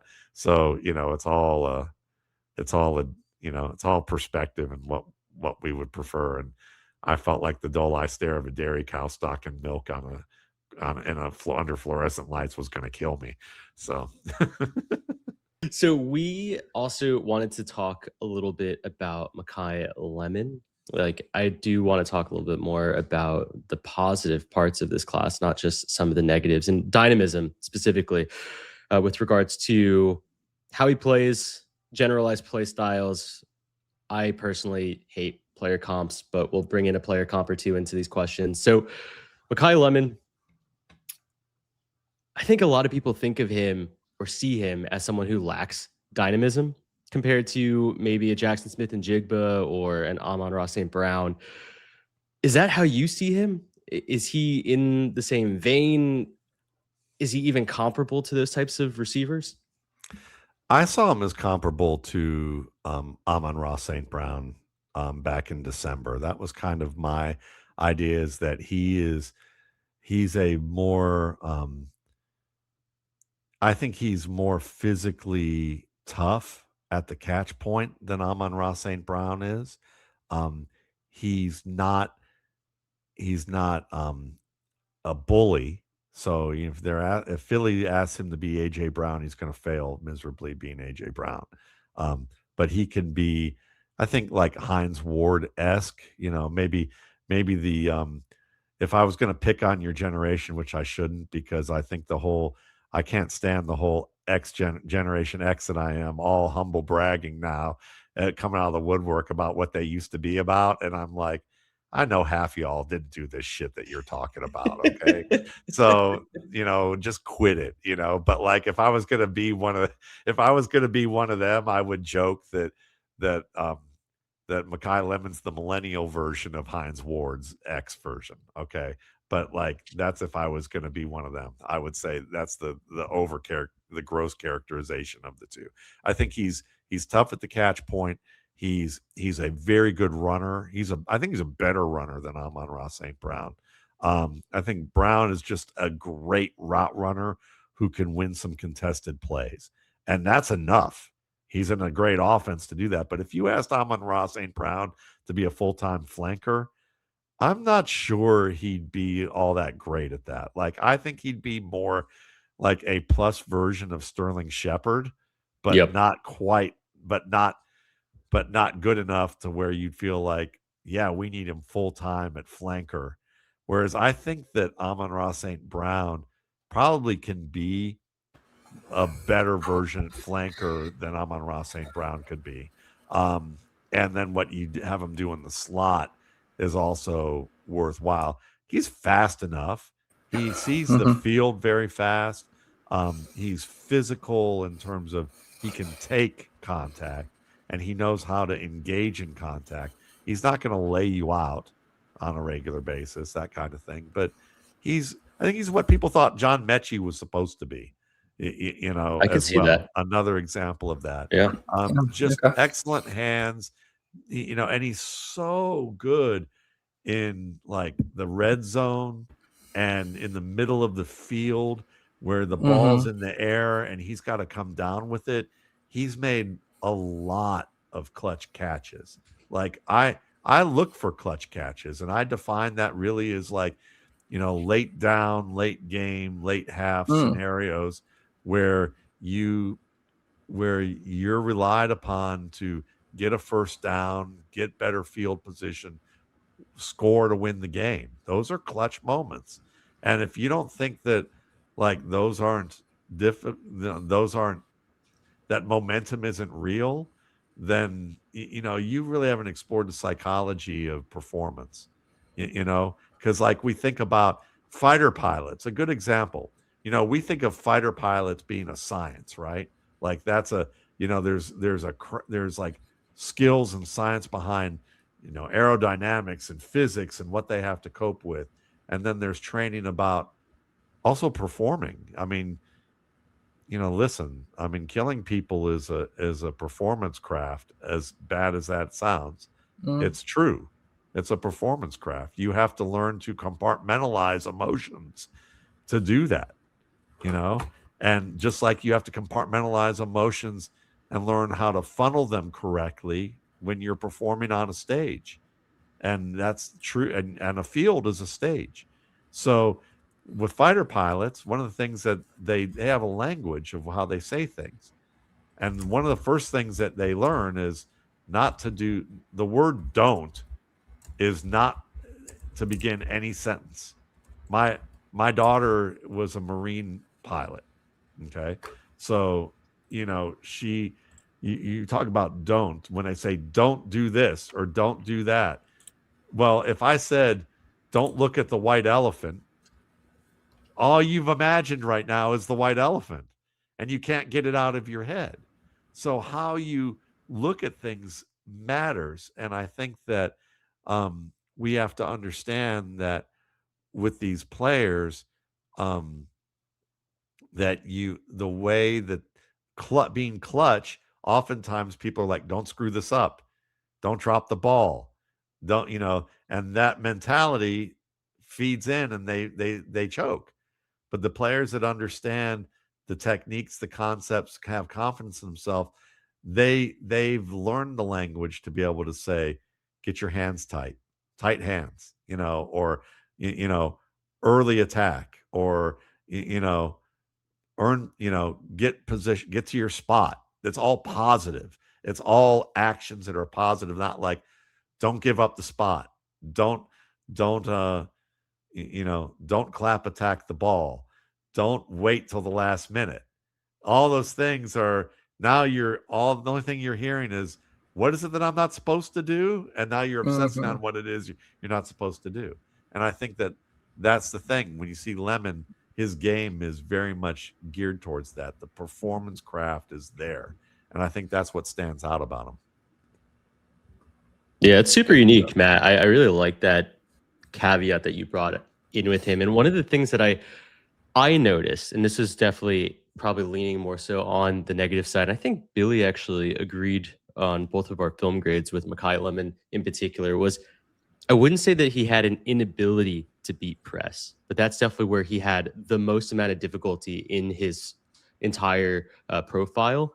And so as we start to see him most likely start in the slot is my best guess, and probably he'll play out wide when Eli Sowers is going to be probably using the slot as a mismatch, is probably the starting point for that offense if AJ Brown isn't going to be there in 2026. Like, do you see that as big of a concern for his general profile and how successful he can be in the NFL, especially in his rookie year? Not if he's playing slot, no, because very rarely do nickels and dimes press. So it's not a big issue. And even at flanker, you're playing off the line. So the amount that you're going to get pressed is less. And press is a smaller amount of it. Look, I was critical of Tatora McMillan last year because of his ability to handle press. And while I was correct that he couldn't handle press, and you could see it in the handful of moments that he got pressed, the Carolina Panthers said, that's okay. We're going to use him on mismatches as much as we can and feed him the ball in ways that he's either a big slot or he's playing against zone. And it's not and when we match him up against a defender who's going to get physical, it's going to be a linebacker playing off of him or something along those lines. And he was the top fantasy producer as a rookie. So, I think with Lemon being naturally a slot, that's probably not going to be a problem for him in this case. And I would imagine too with Stowers, they'll probably play him in the slot, but they may also play him outside a fair bit because he can be physical and handle that physicality. So Lemon, I think, is in a good enough spot that while, yes, there are going to be moments that people are going to be able to call out, and they're going to be right, I don't think that it's going to happen enough for the conclusion to be he can't be a fantasy producer in the end, as an NFL player. No, that's a really good point. And I love you bringing up Tedero McMillan, because he is the prime example of what we were talking about with regards to coaching in the NFL, right? Like, they are able to typically diagnose what these guys' weaknesses are and be able to play them at whatever their ceiling capability is in those moments. But even that ceiling capability for the profile has limitations because of his weaknesses, right? So he will probably never be a truly like over dominant wide receiver in the NFL, but he'll still be successful for whatever Dave Canales wants in this offense, which, is still probably like a 1,100-yard receiver and 7-8 touchdowns. Like, it'll still be successful in a fantasy output perspective. People will like him, probably over like him for some of his quote unquote ceiling output seasons. But that all being said, he is limited by his play style because he can't beat the press, especially out wide. And that is what you really would need him to be able to do for, 90% of his snaps that he's actually running routes. And he's just not capable of doing that unless, like you said, he does get kind of paired with those mismatches in a favorable way. Yeah. No, well said. Yeah, and I think you bring up another great point about Lemon specifically, not specifically him, but just prospects in general. Even if something is a concern, is the player going to be deployed in a way where it will even matter, right? Yeah. So it's like, especially if obviously Lemon can beat some level of press. It's not like he can't do any of it.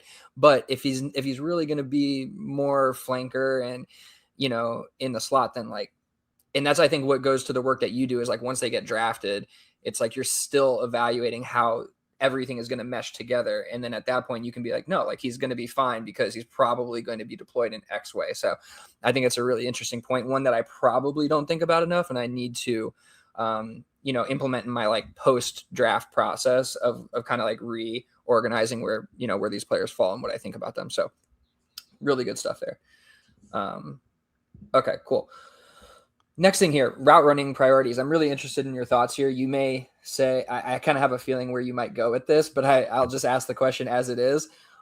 What's the most important aspect of route running in your opinion? And I put a couple here. Obviously, there's probably more than this, but like just thinking of the different things that we could be talking about: separation, release, stem nuance, manipulation, footwork, something else. Like, what is your thought process on what is really the most important, either aspect or aspects of route running? Wow. I think probably the body of the route where it's the stem work leading through to the break. That's probably it, because you're not getting pressed on a regular basis. Like we got to talk about what's important and why it's important. I think probably first is if you're talking about separating the primary receiver caliber talents from the rest of the pack, then the most important thing is the least valuable thing overall to receivers that all receivers do. It's going to be score the least amount of points in my thing, because it's the smaller points, the smallest details that make a difference between the best and the rest of everybody else. So if you're talking about high-end starters, they need to be able to release and against press. Okay. Even though it's a small thing, but that's the difference between the player who on 3rd and 17 can get 18 on a comeback or a deep out against a top cornerback, and everyone in the stadium knows it's coming. That's, and they're being pressed at the line. But to get to the NFL and to be a contributor in the NFL and have a chance to prove that you can be that good or close to it is route running. So to me, it's, can you read the coverage well enough to understand what type of stem work you're going to do? What are you going to attack leverage the correct way? Are you going to use a setup that's efficient and not a playground type of thing that allows you to break the route on time and be where your quarterback expects you to be? Are your breaks efficient enough that you're not taking too many steps and that the break is flat enough that you're generating the separation needed so that when you're facing tight coverage, that the defender can't undercut the route and attack it and get the ball, or get their hand in there. So those are the things that I would say are most important is the stem work, the setups, and the breaks. That's a great breakdown. I actually tend to agree with you. I think that manipulation through the stem of the route, if you know how to diagnose things and set yourself up correctly, like that's kind of where you're going to make your money as a receiver. Obviously, like you said, when it comes to, breaking through to that like elite level, then yes, those other like nuanced factors really come into play in terms of like, getting off of press coverage and all that good stuff. So yeah, that's really interesting. Real quick here, snap judgment. I think this is from Jake, so you can expand on this, Jake, if you want. But Jalen Royals shot at a larger role post-draft cycle for the Chiefs? I hope so. Because I liked him too coming out. My biggest concern with him is that the Chiefs have been notoriously bad. Or how about this? Andy Reid has been notoriously bad at having systems that get receivers acclimated fast, if at all.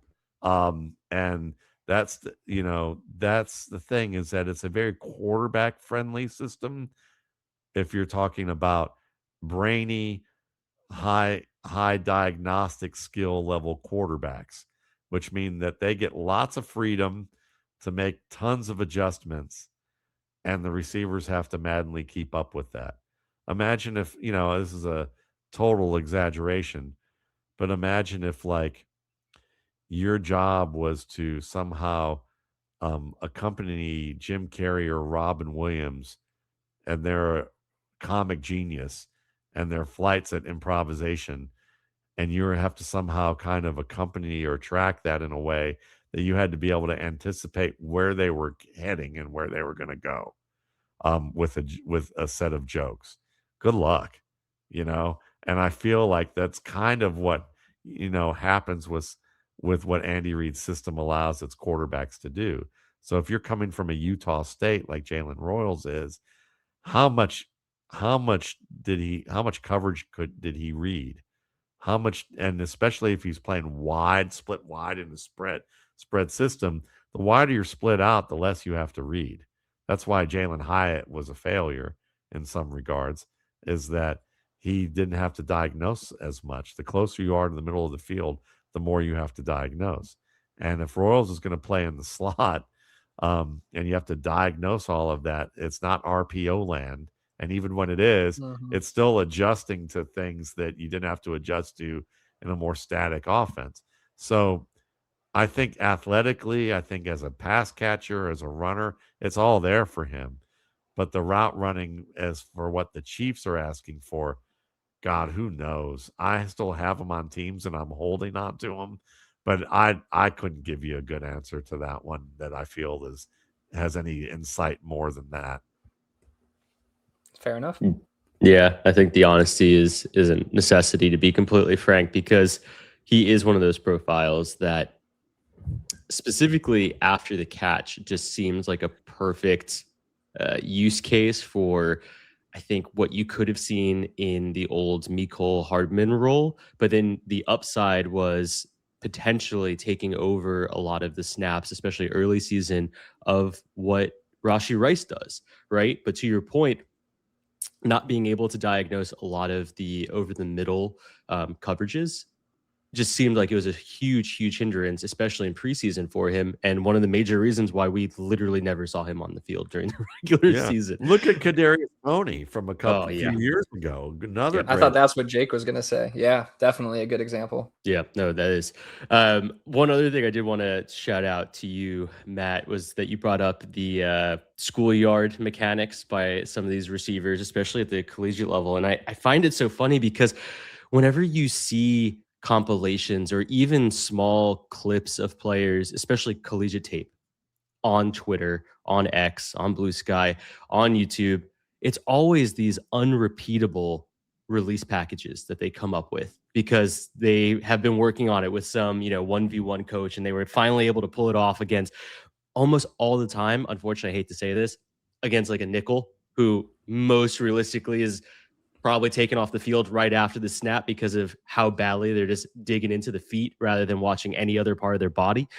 And it's so funny because you see these plays go down, and especially as people who watch so much tape, you're just like, that was more of an anomaly than it was, an expert release than anything else. And the fact is that those are the plays that I think the football fans, will call them, as terrible as that sounds, love, because they love when guys fall on the ground, or they love an ankle breaker.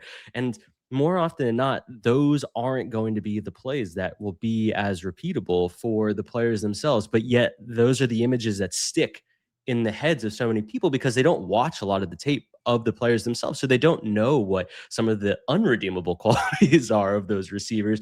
And I just find it so funny because we do see those schoolyard plays, and those are the ones that just constantly kind of get reposted or retweeted all over these sites. When in reality, you do so much of this. You'll post a lot of just, I hate to call it ordinary, but ordinary plays of individual players with your voiceovers, with your commentary. And those are the individual plays where you actually learn a lot more about the athletes rather than the highlight reels that a lot of people just don't garner the value from because they don't do that within their own process.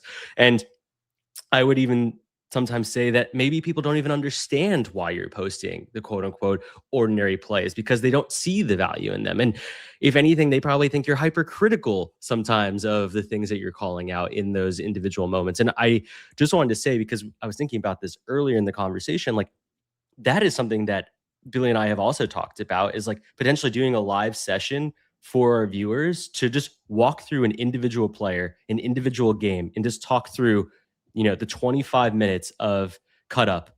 Here is how we look at each play. Here's how long we look at each play before we start writing down notes of and annotations of that individual play. Just because even with the 2 or 3 minute breakdown of a 15-second piece that you do, I still don't find that the audience members, which are still your own audience members, right? The audience members that you've gained over the years, the people who trust you, still don't even understand sometimes all of the emphasis and work that goes into each of those individual plays that quote unquote don't look beautiful. But yet you can still see some very, very high level performance from these players themselves.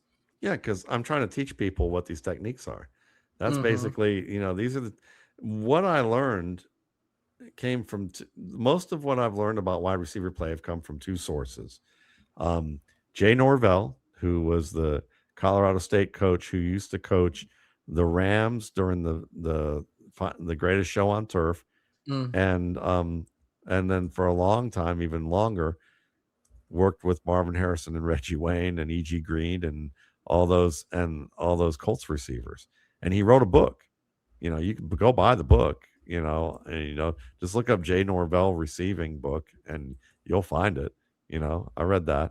And then the one that's probably been most valuable to me is Drew Lieberman, who is known as the Sideline Hustle on YouTube. And I literally took pretty much everything that I found off of his YouTube videos, filled my blackboard back here for about 2 years, and amazing, and constructed how I was going to score these players back in 2019, and from 2019 on, I've been using that, using what he does. He coached Julian Edelman. He coached Mohamed Sanu. He's coaching Evan Ingram, Wan'Dale Robinson, Olamide Zacchaeus, KJ Osborne, Chase Brown, Jacoby Myers. All those players I mentioned, were they first round picks who came out and were like awesome players right away? Or were they mid to late level players who worked their way into high-end contributing roles? And I would say that that's even more complimentary to what Drew does. And Evan Ingram came aboard after he was drafted high, after he had some lackluster seasons. And when the year before he had his biggest rebound season in Jacksonville, that's when he started working with Drew. Drew's moved from New Jersey down to Atlanta. I'm pretty sure I know where he's working out these guys that you can see on Instagram every day. We're supposed to get together, but I haven't had time, and I know he's busy. But yeah, I give him all the credit in the world because I was able to. I literally just went to his YouTube and used the terminology he did, studied what he was teaching, and wrote it down, and just wrote it all down and created that for myself. And it's done wonders because it does help you separate what's important from what's frivolous, what's scalable, and what's going to Yep. work out well, and how these things combine. And it does, and what I'm showing is the important stuff. It's Tom Brady says, oftentimes it's like it's the mundane things that make the difference. It's not that one high end play. Again, that's why I give Kyler Murray a hard time because he does the highlight worthy play once a game. But he has more highlight worthy plays than he has career wins. And it's like and he has more highlight worthy plays than he has years with receivers, more than one receiver who's delivered high end production on his team. And so that should be a good example of a guy who is clearly talented, clearly can throw a football, great at moving around to buy time, but doesn't do the efficient little things that keep a team on the field for long drives and do it, drive in and drive out and keep your team competitive to the point that you're winning ball games. And I think that's like that kind of just underscores the point you originally made in the question.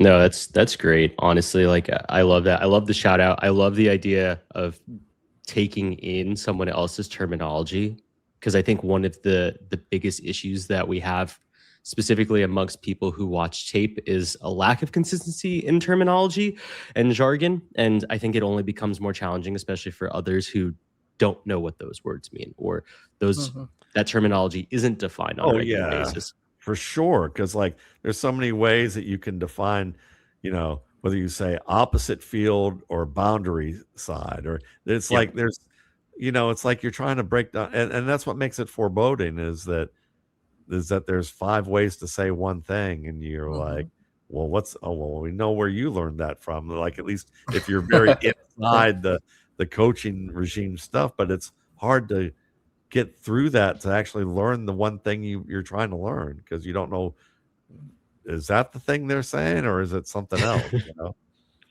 Yeah, exactly. All right, I'll jump into the next question. As Billy alluded to before, we don't really dive into quarterback grading at all, but it is something that I don't do this with any other position, but quarterbacks, I simply listen to you. We're very transparent on the show. We tell our listeners, unfortunately, probably too much of everything that we do within our strategy performance, everything that we do from a grading perspective, which players we like in every single class before even the draft, after the draft, etc. So I wanted to learn a little bit more about your Dak Prescott story that you spoke about a little bit over a month ago. I don't remember the episode, but what struck me was more so about how you talked that Dak Prescott basically kind of snuck through your grading process, right? And you didn't particularly like him at all when you were watching him as a profile. And so my question to you is, how did you decide that Dak Prescott's rookie performance was meteoric enough to try to stabilize a potentially missing link in your process before it was too late? Or was it more so about trying to not miss out on an opportunity to miss that next player in the process? Like, did it have anything to do with Dak Prescott, the player, or was it more so the success of Dak Prescott, if that makes sense? And trying to, I think, understand the gap between those two ideas. Yeah. Dak Prescott snuck past me the way I like basically I snuck through a crew of people on to what is it called? To stow away on a jet when I was 14 years old. Okay. So I did that in Huntsville, Alabama once, as a kid. Okay. So it was like there were lots of gaps in security that basically got me on board. And then by the time they realized something was weird, we had landed in Atlanta and I was walking off, and the attendant was looking at me at 3 a.m. like, I don't remember you here, but I'm still going to smile and wave off as you deplaned, and I don't think I have anything to do about that. That's a true story, but That's the amazing. but but I think what happened is I missed on Dak Prescott. I didn't think he was good, but what had me go, I went back to look at how I had scored him, and I noticed that I had numerous instances where he fit between two scoring tiers. Like 7 or 8 instances where the score he was in between two tiers, and I bumped him down because I didn't have enough specificity with my scoring to bump him up. And the difference between those bumping him down and bumping him up was him being one of my top 2 to 3 quarterbacks to him being my 9th quarterback. And I realized that I wasn't being specific enough about what it is that I needed to score for. And that I had spent so much time early on in my career writing down everything that I could see because it was educational for me. But it got to a point where there were diminishing returns. I had learned enough by this point that writing down every single detail in my notes that I used to do was just no longer a good exercise for me. And it didn't provide any value to anybody else. I mean, I used to write down things. This is an example of what I would write down in the raw notes of what was going on. It's a 2nd and 5 with 3:53 left in the third quarter. They're playing an 11 personnel set with 3 receivers to one side, a tight end to the opposite side.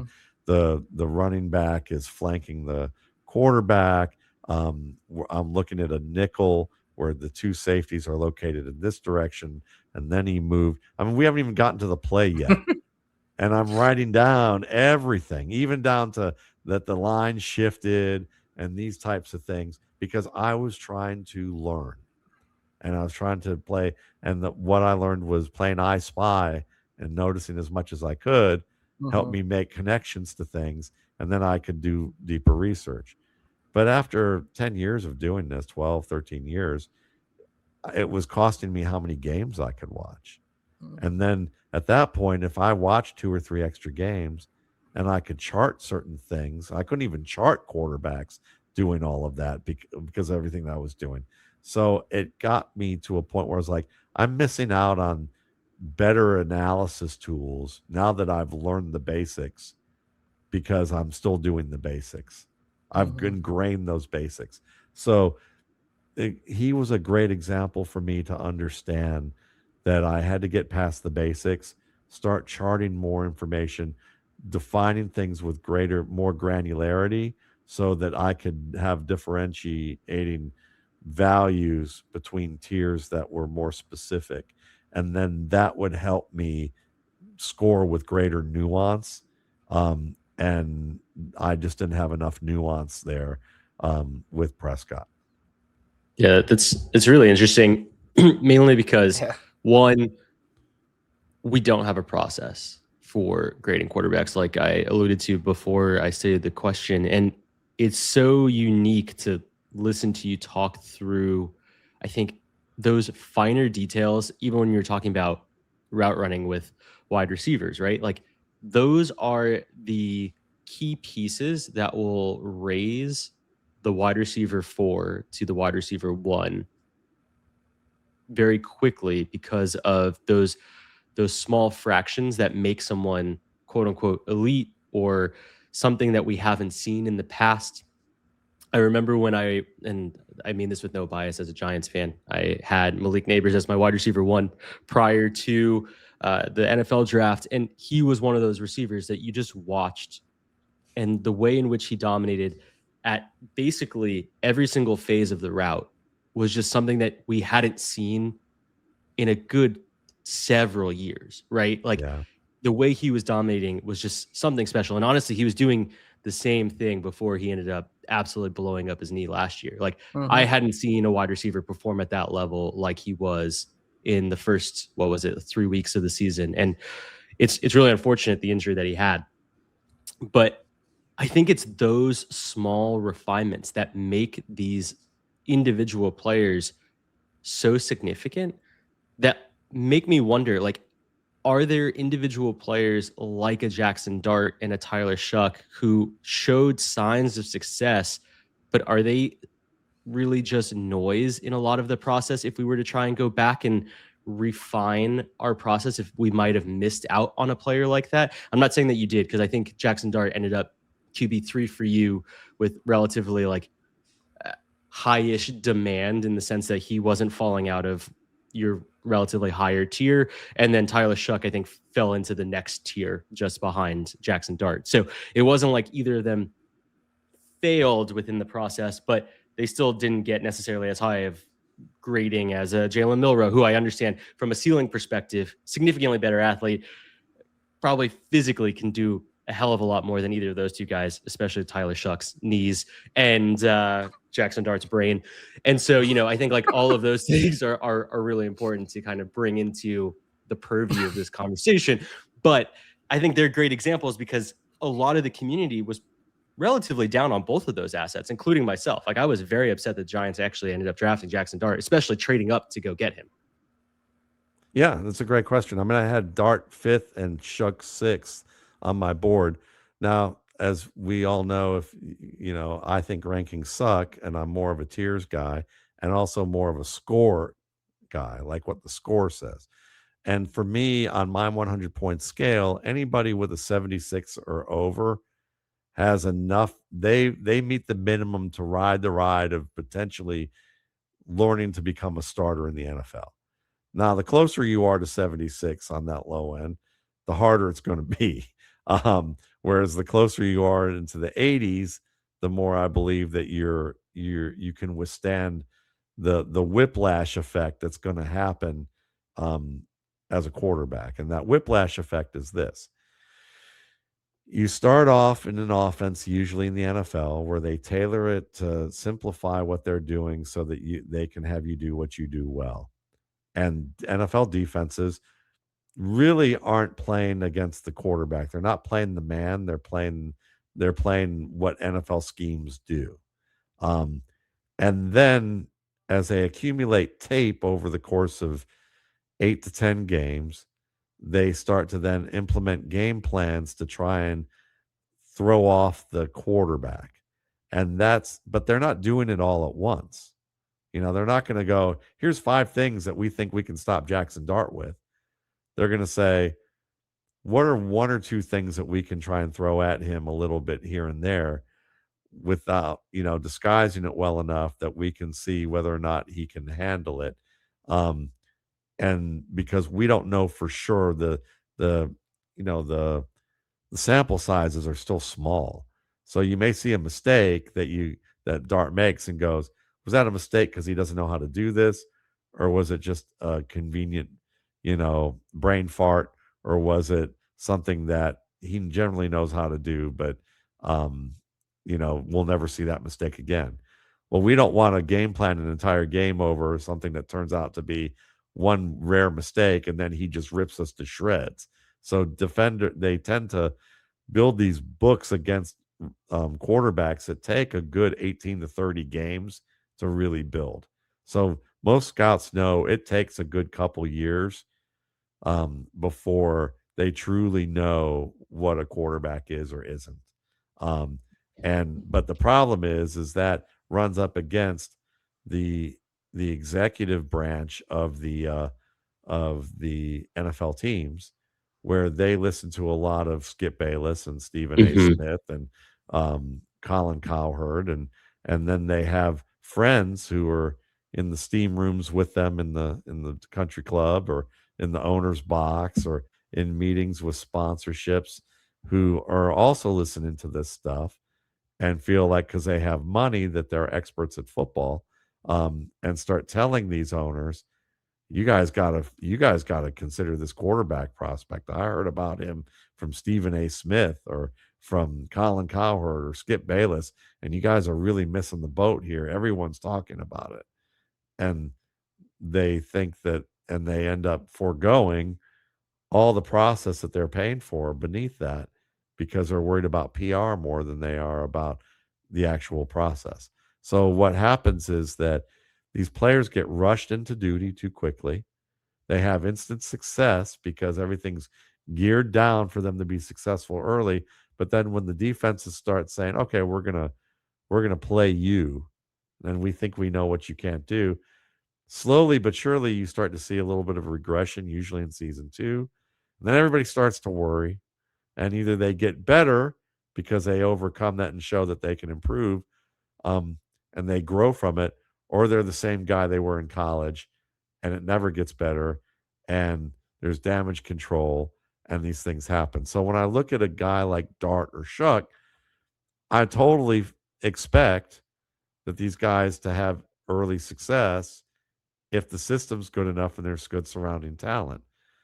I also totally expect that the things that they don't do well also still show up on tape, like Jackson Dart still not being able to hit somebody 25 yards and beyond with any regularity. Yep. And Yeah. or that he doesn't move well in the pocket efficiently and he's doing more Kyler Murray-esque stuff that people love, but again, it's not the mundane things that help you win.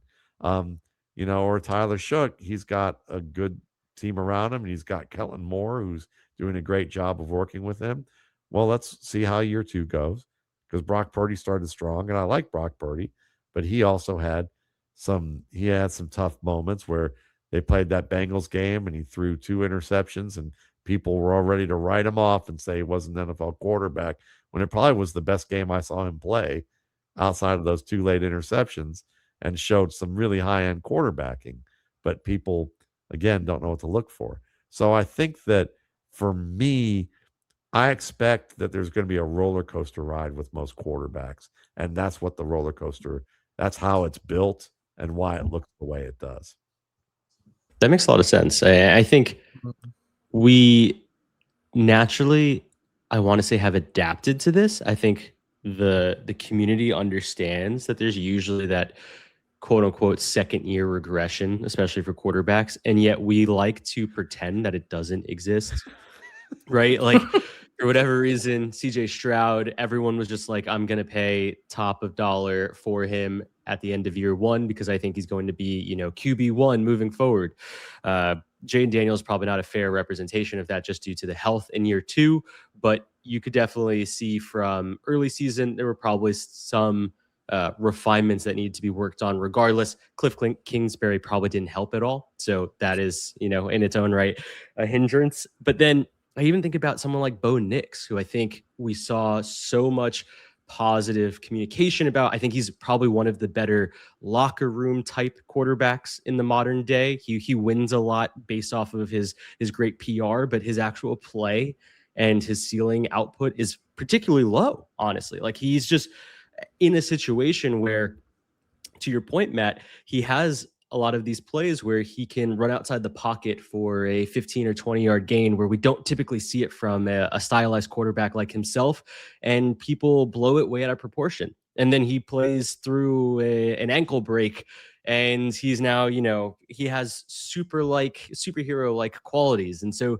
he's another one who's getting, I think, repositioned in the community in a very unfortunate way, even though we definitely saw signs of regression in year 2, but yet the Denver Broncos had one of their most successful seasons since basically Peyton Manning.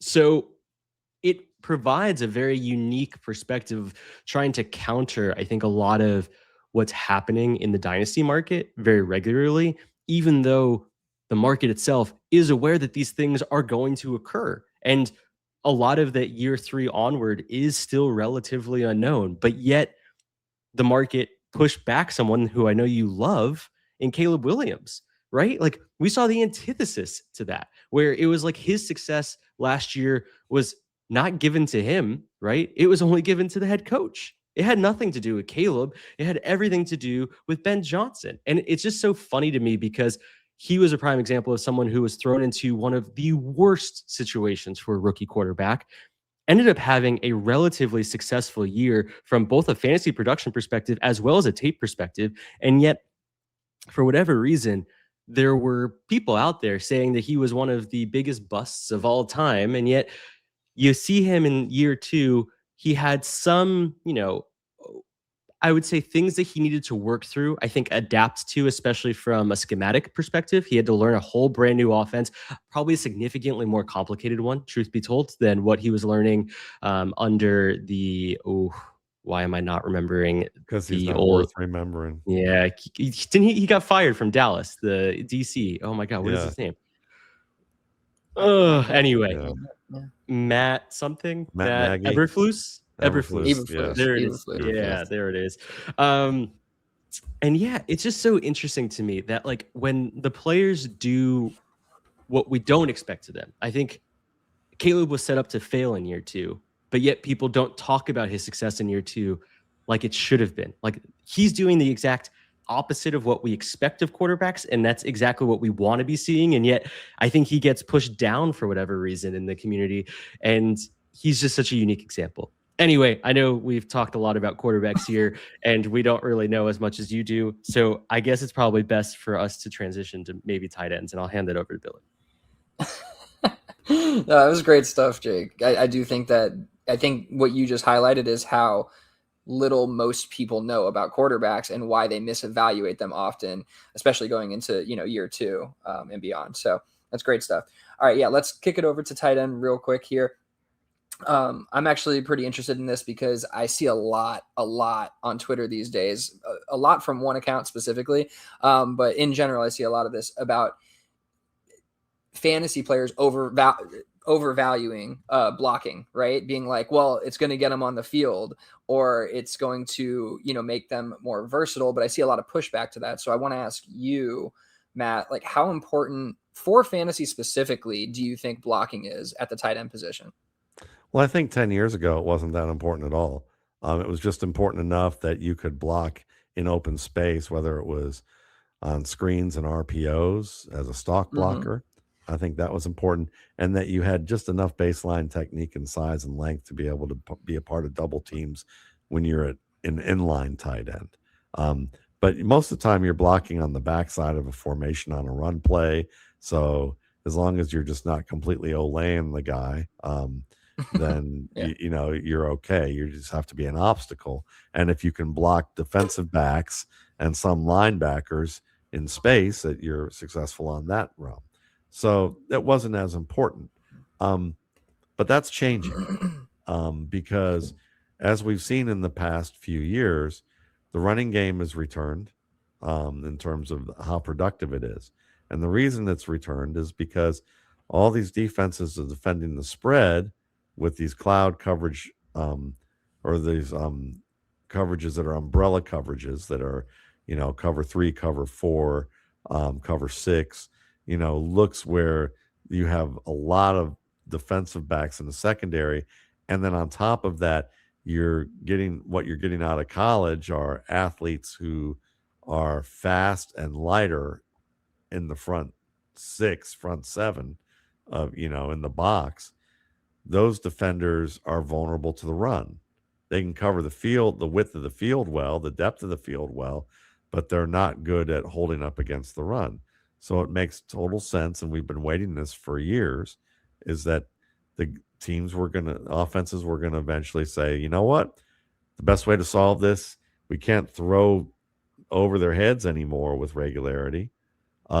We can't spread it out and throw them around as easily because they have range and they can tackle. What are we going to do? We're going to run it up their ass. That's basically what's going to happen. And we're going to be more powerful than them. We're going to condense the field. And then when they have to condense after it, then we have players who are versatile enough that we can then spread the field or expand from that condensed area and still have advantages. So the run game has gotten more useful, and what we've seen in the past few years is that these NFL tight ends, you have move tight ends who are, basically big receivers who can run routes well like receivers and catch the ball well like receivers, and their blocking is not as important. But then you see guys like Tyler Warren and Tucker Kraft, and what you saw with them is that their presence as blockers, especially Tucker Kraft, his presence as a blocker was important to the run game, and it was influential enough that he could drift outside, and he didn't have to run high-end man-to-man routes like a wide receiver. You just needed to find the open zones, and we can use misdirection to create those open zones. And when he catches the ball, nobody's around him, and he just heads in a straight line and runs through people, and gets big chunk gains. So what we're seeing now is that more and more teams are heading in the direction of using 2 and 3 tight ends, or a fullback and 2 tight ends, or a fullback and a tight end, and being able to be more multiple, the way that the Patriots were multiple with Aaron Hernandez and Rob Gronkowski, or Martellus Bennett and Rob Gronkowski as the second iteration of that. And when you can be multiple like that, now you can have equal viability against spread defenses and against defenses that are more compressed to stop the run. And you still have these advantages, and you can pick and choose where your advantages lie with personnel based on how the defense is playing you. And it gives you equal ability to pass and run, pass deep, as well as to run inside or outside. And so it becomes very difficult and for defenses to disguise things. They have to play you straight up. And now you can read and react to that with greater ease. And so I think what we're seeing is that we're about to see a shift where there are some teams where blocking will be important for them to get on the field, but fantasy-wise, that it's still iffy to say that they are going to have fantasy value. AJ Barner is a good example of someone that did have low-end fantasy value because of what he had, because of the fact that he could get on the field, and also that the team used him well enough in the red zone and with enough volume that he could be a top 15 tight end in fantasy last year. Michael, a good example of this year who might be able to plug in like that is Sam Roush, the Bears rookie tight end. If the Bears go more multiple, like it looks like they want to go, Colston Loveland is not going to be only tight end 1, tight end 2, tight end 3 in fantasy. He might actually, if he's tight end 1, he'll probably wind up being wide receiver 13, wide receiver 14, wide receiver 15. And that's the true way to label him, because Sam Roush, if they do go this route, could wind up being the tight end 8, tight end 9 in fantasy, because he's the true tight end. And Colston Loveland is actually just a big slot receiver, or an X, or wherever they put him, as more of a wide receiver. And there may be some teams where that plays out more often in this NFL. Charlie Kolar might very well have a little more opportunity, even with David Njoku in the realm, because what that also tells us is that Oronde Gadsden, while he was a fun story for a few games, really fell off because his game really made no sense as a tight end. They got 2 guys who they can keep on the field, and you could see how that might work out too. Or Isaiah Likely and Theo Johnson. That could be another one, especially with the short game throwing of Dart. You could see how Theo Johnson still has a nice role, and Likely's more the slot receiver in the mix, or an outside receiver while Neighbors is gone. So there's examples of that, but I would say more than anything, it's not a clear-cut formula that blocking is going to become more important, because it still may just be blocking is important to get them on the field, but they're still not going to get the volume that you want. But in some cases, if the tight end, the number one tight end, is so excellent, and the receivers are limited in relatively to the tight end, then the tight end two could wind up being a low end tight end one in fantasy. And so you just kind of have to look for those on a case by case basis right now, and we'll see how that plays out. Yeah, it's a great point. And I actually think you kind of hit on something there at the end too, which is like the blocking, I think, comes into play a lot when you're already a good receiver. So thinking like Sadiq or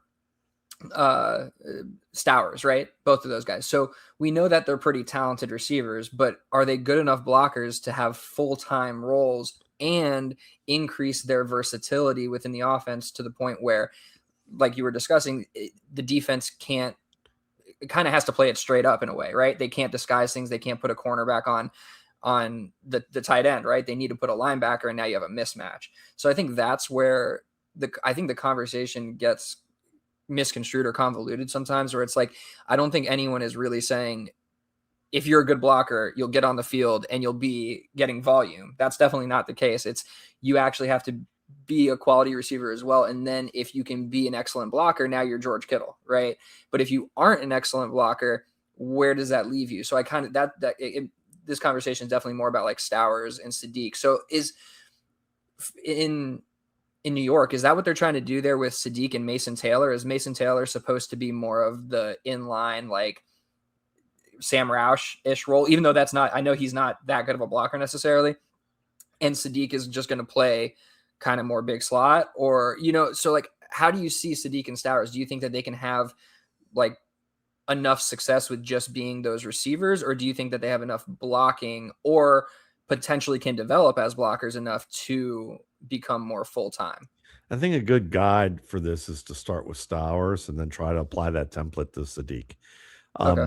With Stowers, you look at his game and you go, all right, a player like Stowers traditionally would be like the third or fourth receiver in terms of production in that offense. Maybe he could be you're ideally hoping he's one of the top three guys.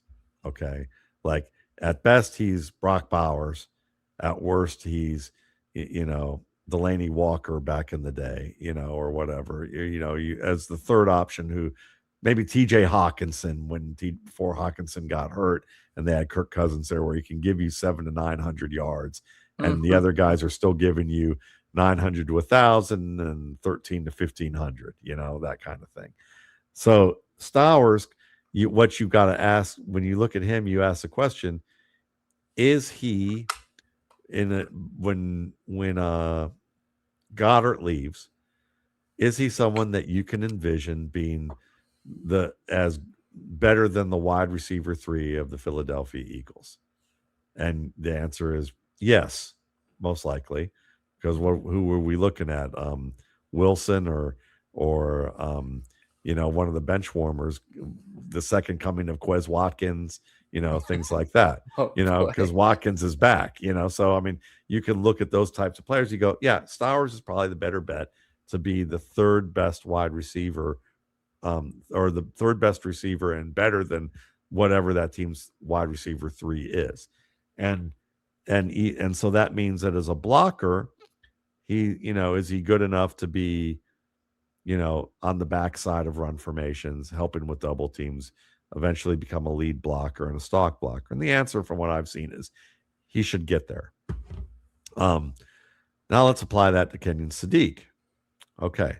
So Kenyon Sadiq, if, you have Jeremy Ruckert, who's the best blocker of the tight ends. You have Mason Taylor, who's the most well-rounded of the 3 tight ends, probably the best route runner, the best pass catcher, and a decent enough blocker to do the things that Stowers is being asked to do. Mm-hmm. So you look at Sadiq and go, all right, so if they're going to run a lot of 12 personnel and they're going to they're gonna try and do that for their running backs like the Eagles have done. Stowers is fine in that realm because Goddard can block. And if he's not, they'll take him off the field and put in another bigger inline tight end and clear run sets, but they'll probably mix and match him in there. With the Jets, though, your two best blockers are Mason Taylor and Jeremy Ruckert. So then you're like, who's the for Sadiq to be on the field like that? They either want to use him as a fullback more than they want to use him as a tight end. And that means maybe they take off Mason Taylor or they take off Ruckert if they think they're going to do play action and throw. Mm-hmm. So he'd have to be playing a different role as more of an H-back or tight end. Or they're going to use 11 personnel and have him be the number 3 receiver. Is he better than the number 3 receiver in New York? You've got Wilson, Omar Cooper, and then you've got some other guys that might, but probably not, aren't there on that range. So maybe he's the 3rd receiver in 11 personnel. But there's no guarantee that he's the 2nd tight end in 12 personnel. And if they go that base set, then he's got to be better than Omar Cooper as a receiver. Right. So to do that. And from what I've seen of Kenyon Sadiq as a receiver, he doesn't play nearly as fast as his time speed because he doesn't process the field fast enough right now. Definitely. Yeah. So the concern here is, can he be, whereas Stowers is like, can he be Isaiah Likely right now that we saw in Baltimore and maybe eventually become an aspiring Trey McBride later? The answer feels like, yeah, I think there's a likelihood of that. He may never reach Trey McBride, but he'll be a better blocker than Isaiah Likely, or at least, or he'll be on par, and that means he'll still have a chance to have some opportunities here. But when you look at Sadiq, can he be Delaney Walker, or is he Noah Gray with more speed? And and that's kind of, or Brevin Jordan, and then you start looking at that and you go, that's a much bigger trapdoor, with him. And then you look at the Jets organization and you go, who made this pick? Mason Taylor wasn't bad last year. He just had a bad quarterback throwing to him.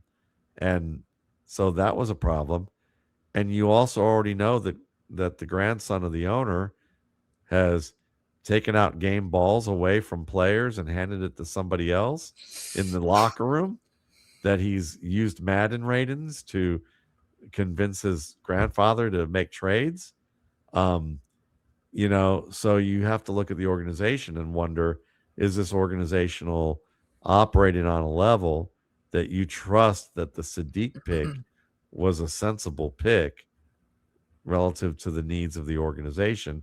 And does the coaching staff agree that this was a player that they can use? And are they going to be, they're going to be forced into it maybe, at least early on.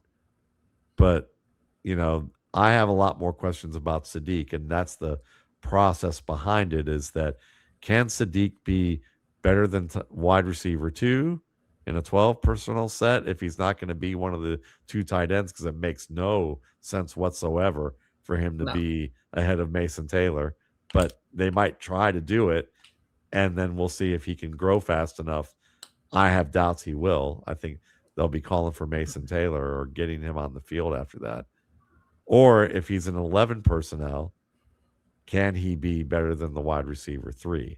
And I think the answer for that is a yes, maybe, but not. It's not out of the woods yet. So I have more questions about Sadiq than I do Stowers. Yeah, I really appreciate going through that process of kind of like how you would break down how you think about these different prospects within the specific systems, because I think that really matters. And then how can they develop as a blocker fast enough to get where they need to be to elevate over, like you said, either the better tight end 1 or 2 that's on the team, or become the better wide receiver 2 on their team or something like that. And I think that there are a ton of questions when it comes to Sadiq for sure. I have my questions about Stowers, but I agree with you that there's a little bit more of a path there to kind of develop. So that's very interesting. Okay, I know we've been going on for a long time. We appreciate your time more than you know. We're I having got two. fun. I'm having a great time. I hope you are too. Me too. All right, we're gonna hit two more questions here. One more tight end, and then we'll talk about a quick running back question. So because this tight end class is so, I would say, top light, right? It's not top heavy at all. It's definitely more middle heavy, if anything. Who do you think has the highest fantasy ceiling in this draft class outside of Sadiq or Stowers, and why is it not Oscar Delp? Okay. Sorry, that's just me throwing in my question. Oscar Delp love there, but feel free to answer it however you want. Well, I'll start with Oscar Delp and say he's certainly one of the guys that has a high ceiling. Why it's not necessarily that is that I need to see whether or not he can make catches against hard contact. I saw him. He has great tracking. He has good route running. He's very good after the catch. And he's someone that I think is very smooth at what he does. He's a very good blocker, underrated blocker. So he could become a good all-around tight end. Would not be shocked if he is that guy.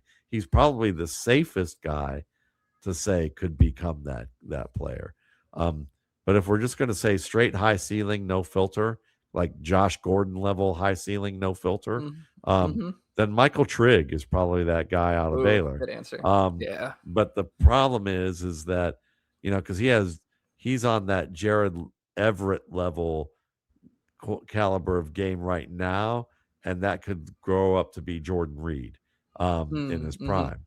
The problem is that there is a scout who made a good statement about consensus boards on social media, and they asked the argument against it, and he goes, a perfect argument against consensus boards is that the consensus boards by media don't understand the off-field of a player. And he said Michael Trigg is an early round talent. Everyone knows he's an early round talent. Everyone in the NFL knows he's, forgive me, is an asshole. And so that's what he said. I don't know if that's true, but that's what he said. If that's true, well, no wonder he dropped, because nobody felt like he was mature enough. And the team that's most likely, that, as my buddy Sigmund Bloom brought up when we were talking about this on the phone, he said the team most likely to say, sure, we'll take a chance on the asshole, is the Dallas Cowboys. The Dallas assholes. There you go. So, Trigg is a fit for a team that's willing. The Chiefs would be second, in that regard, most likely. So these teams take chances on players who have off-field issues. So Trigg is certainly on that list for me as one of those guys who has the highest upside.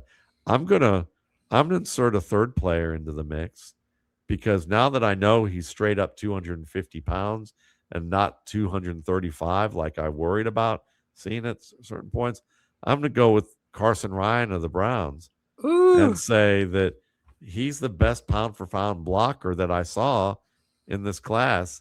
Sam Roush was a better blocker, but only because he had the size.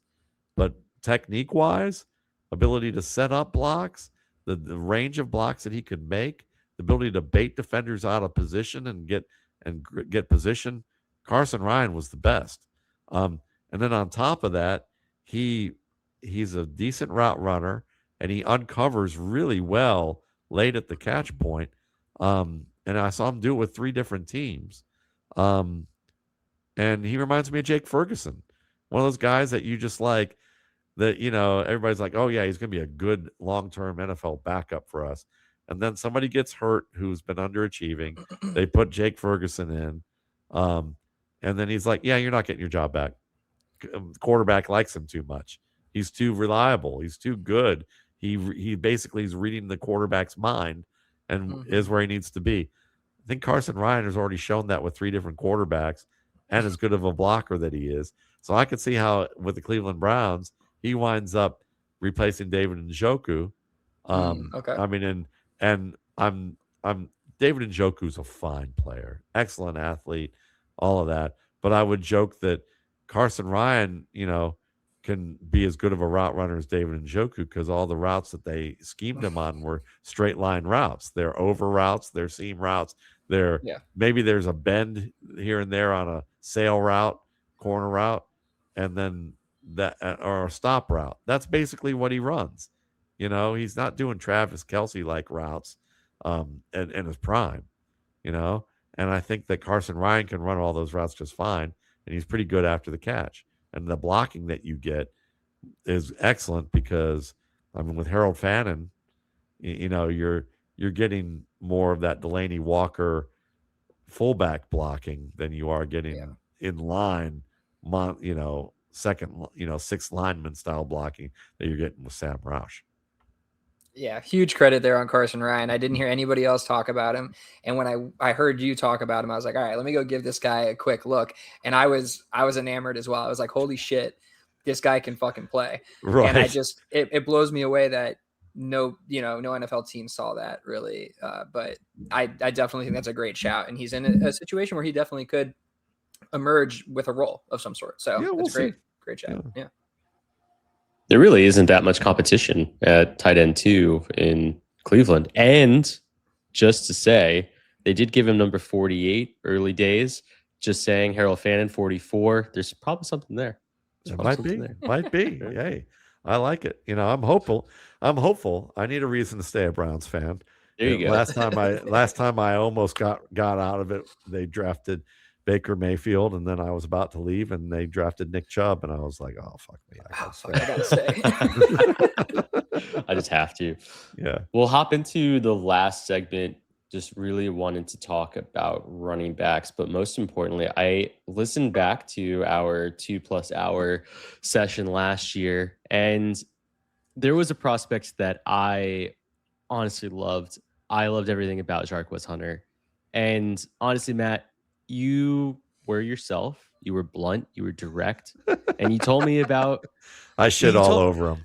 You did. Well, you shit on McVay having a type, as what we like to call. He has a weird fetishization of speed, and like the same ish style back where you can get the same upside out of Kyron Williams, Blake Corum, Jarquez Hunter. I think there was also Mario Williams. Yeah, he was in the CFL, I think. Yeah. And all three of them were similar body shape, all had similar metrics in terms of like how they scored from like a RAS perspective. It was of no surprise that Jarquez Hunter was truly just running back 3 on this team. And, I actually heard it in my voice while we were recording. And I was so disappointed at my oversaturation of Jarquez Hunter picks because, per usual, you spoke so much sense about kind of the reality of what was going on there, and I was just like, damn it, Matt is so right, and I am so overexposed right now that I don't know what to do. So I tried to sell off as many shares as I could before the episode actually like went out onto the podcast playing platforms, and yeah, I had no luck. So I still own like 7 or 8 shares of Jarquez Hunter as he's rotting on my bench or my taxi squad. But anyway, just wanted to give you some kudos, Matt, because it was a damning, scathing analysis of what was going to happen in 2025, and you were 100% correct. Well, I mean, I'm sad about that just because it's not, it just is what it is. And McVay, to his credit, is I think what we learned is that he really likes players who are reliable in the scheme. So it actually is that athletic ability kind of takes a step backwards to, can you run the play as designed? Can you fit? Can you be a cog in my scheme? And the more reliable of a cog you are, the better off, So Priest Holmes would have been his absolute chef kiss of a dream back for that very reason, Yes. Yeah. You would have got that right at least. But okay, so I have one more question for you here, and this actually kind of goes back to Carson Ryan a little bit too, but I'm using a running back as well for this. Damon Claiborne, another guy who, you were very high on. this cycle. Honestly, another guy where when I went and watched him, I was like, wow, this is actually, I see a lot of talent here.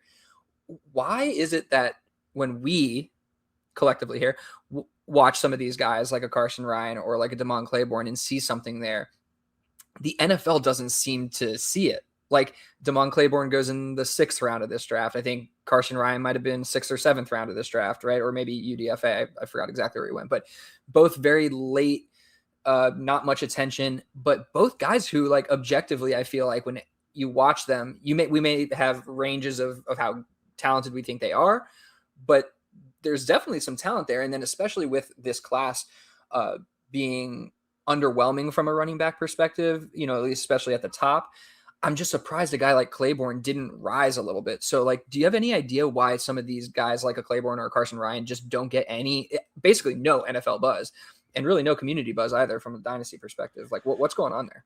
My theory is these things is that it's just like corporate America, okay? And I remember, and I've had this validated by some a gentleman who I've known for probably well over a decade, who's been an RSP subscriber since 2007. And he came to me in 2011 and introduced himself. And he said, I have a master's in stats, a master's in biomechanical engineering. I have played Division I football, and I've been a scout for 4 different teams. And now I actually do analytical work, high-end analytical work, doing RFID tracking. Now, this was back in 2011. RFID tracking and different analytics and player archetype analytics for about 25 to 27 teams. Some teams know me, think that if I went to a coaching convention, there would be scouts who think of me as an assistant coach for a team. There's other teams that would know me for something else. I've been hired as a consultant to translate analytic practices to scouts because scouts respect me and the work that I've done and know that I've played the game. And all my work is done exclusively with GMs. All my contracts are with GMs. I'm not, hired to do lackey work for a quality control system assistant like PFF back in the day, and that's how they got a lot of their stuff. And PFF has advanced the conversation well in football space, but some of the stuff they oversold so that they could get an audience. Like their player grades. Nobody on earth wanted those player grades. They just basically force fed them that if you want everything else we're going to do for you, you're going to take our player grades so we can turn around and tell everybody that the NFL uses our grades and that they pay for them. And it's brilliant, but it's not. It's the context is not completely there. So anyway, he brought all this stuff up, and one of the things that he appreciated about my process was that he felt like I saw what the NFL does, and in a way that the media doesn't buy into and doesn't want to believe, but it's true until it's to the point that the NFL media has to buy it. And he thought I was in the league at first until he started to see me writing about that I never was. And he asked me, how did you know these things? And I said, because I worked in corporate America in management. How do you not see this type of stuff if you're in management when the owner's son, when the owner is basically part of nepotism, and you're in a 10,000 person company and no one's giving out bonuses that year, but he walks around the corporate office showing off pictures of his new yacht to the people who he's asking them to tell the rest of the company that they're not getting bonuses and they're not getting them either. Well, that's very NFL like, the way they evaluate personnel, very NFL like. And then how they judge hiring decisions can be very NFL like. So what's NFL like? Well, from my perspective, it's how I got into this. You've got, there was a player, I was literally reading Gil Brandt talk about a player, and it was back in 2003. I think it was around that time, 2003. Yeah. And he said, if this guy was 5 pounds heavier or 10 pounds heavier and a couple inches taller, he'd be a top 5 overall pick. He was a running back. He had gotten a scholarship to Florida State when Florida State was a badass team still. And just before his senior year, he was playing basketball. I think it was either one of the two times. Well, I probably got the order of this wrong, but I think the first time he slipped on black ice and he was just walking somewhere. He slipped on black ice and tore his ACL, and FSU rescinded their scholarship offer late in the game. And so the only place he could go was local Villanova. And he put up huge all-around stats as a runner, receiver, returner. And then after year 2, I think it was, he played in an intramural basketball game or a pickup basketball game, tore the other ACL. Then he ended up still putting up dramatic stats, had a great senior bowl. Andy Reid loved him. And Brian Westbrook was not made a first-round pick or a top 5 overall pick. He was a second-round pick. And I thought to myself, well, why is that? If he's so talented, why wouldn't they just draft him that way? And I was like, oh, I know why. Because it's all about basically covering your ass, or as I say, covering your assets, because it's a risk management exercise. Mm-hmm. So the risk management exercise was this: I'm a GM, club president, or owner. What's going to make me look worse? Picking the guy that they replaced Westbrook with at FSU at prototypical size, prototypical height and weight, prototypical 40 time or athletic ability, decent enough production on a winning big time team, and he fails.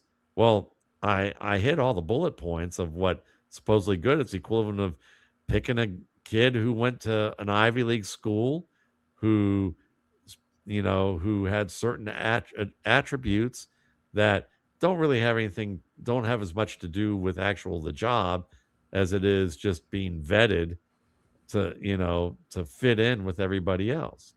Or is it worse if I pick in the first round a 2 ACL torn running back who's undersized, underweight, and played at a small program? And if I fail with him, I'm going to get people fired.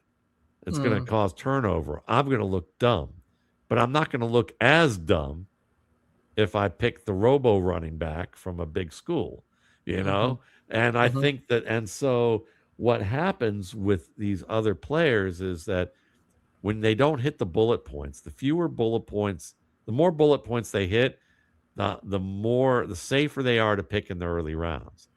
The less of those bullet points they have, the riskier it is of them looking really bad and getting people fired and having to make changes.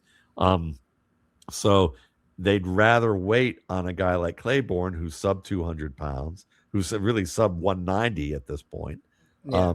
And then, so that's the big issue with him. And running backs generally aren't picked early unless they're, at a big school putting up massive production and have all the attributes that you want to see. Jordan Love.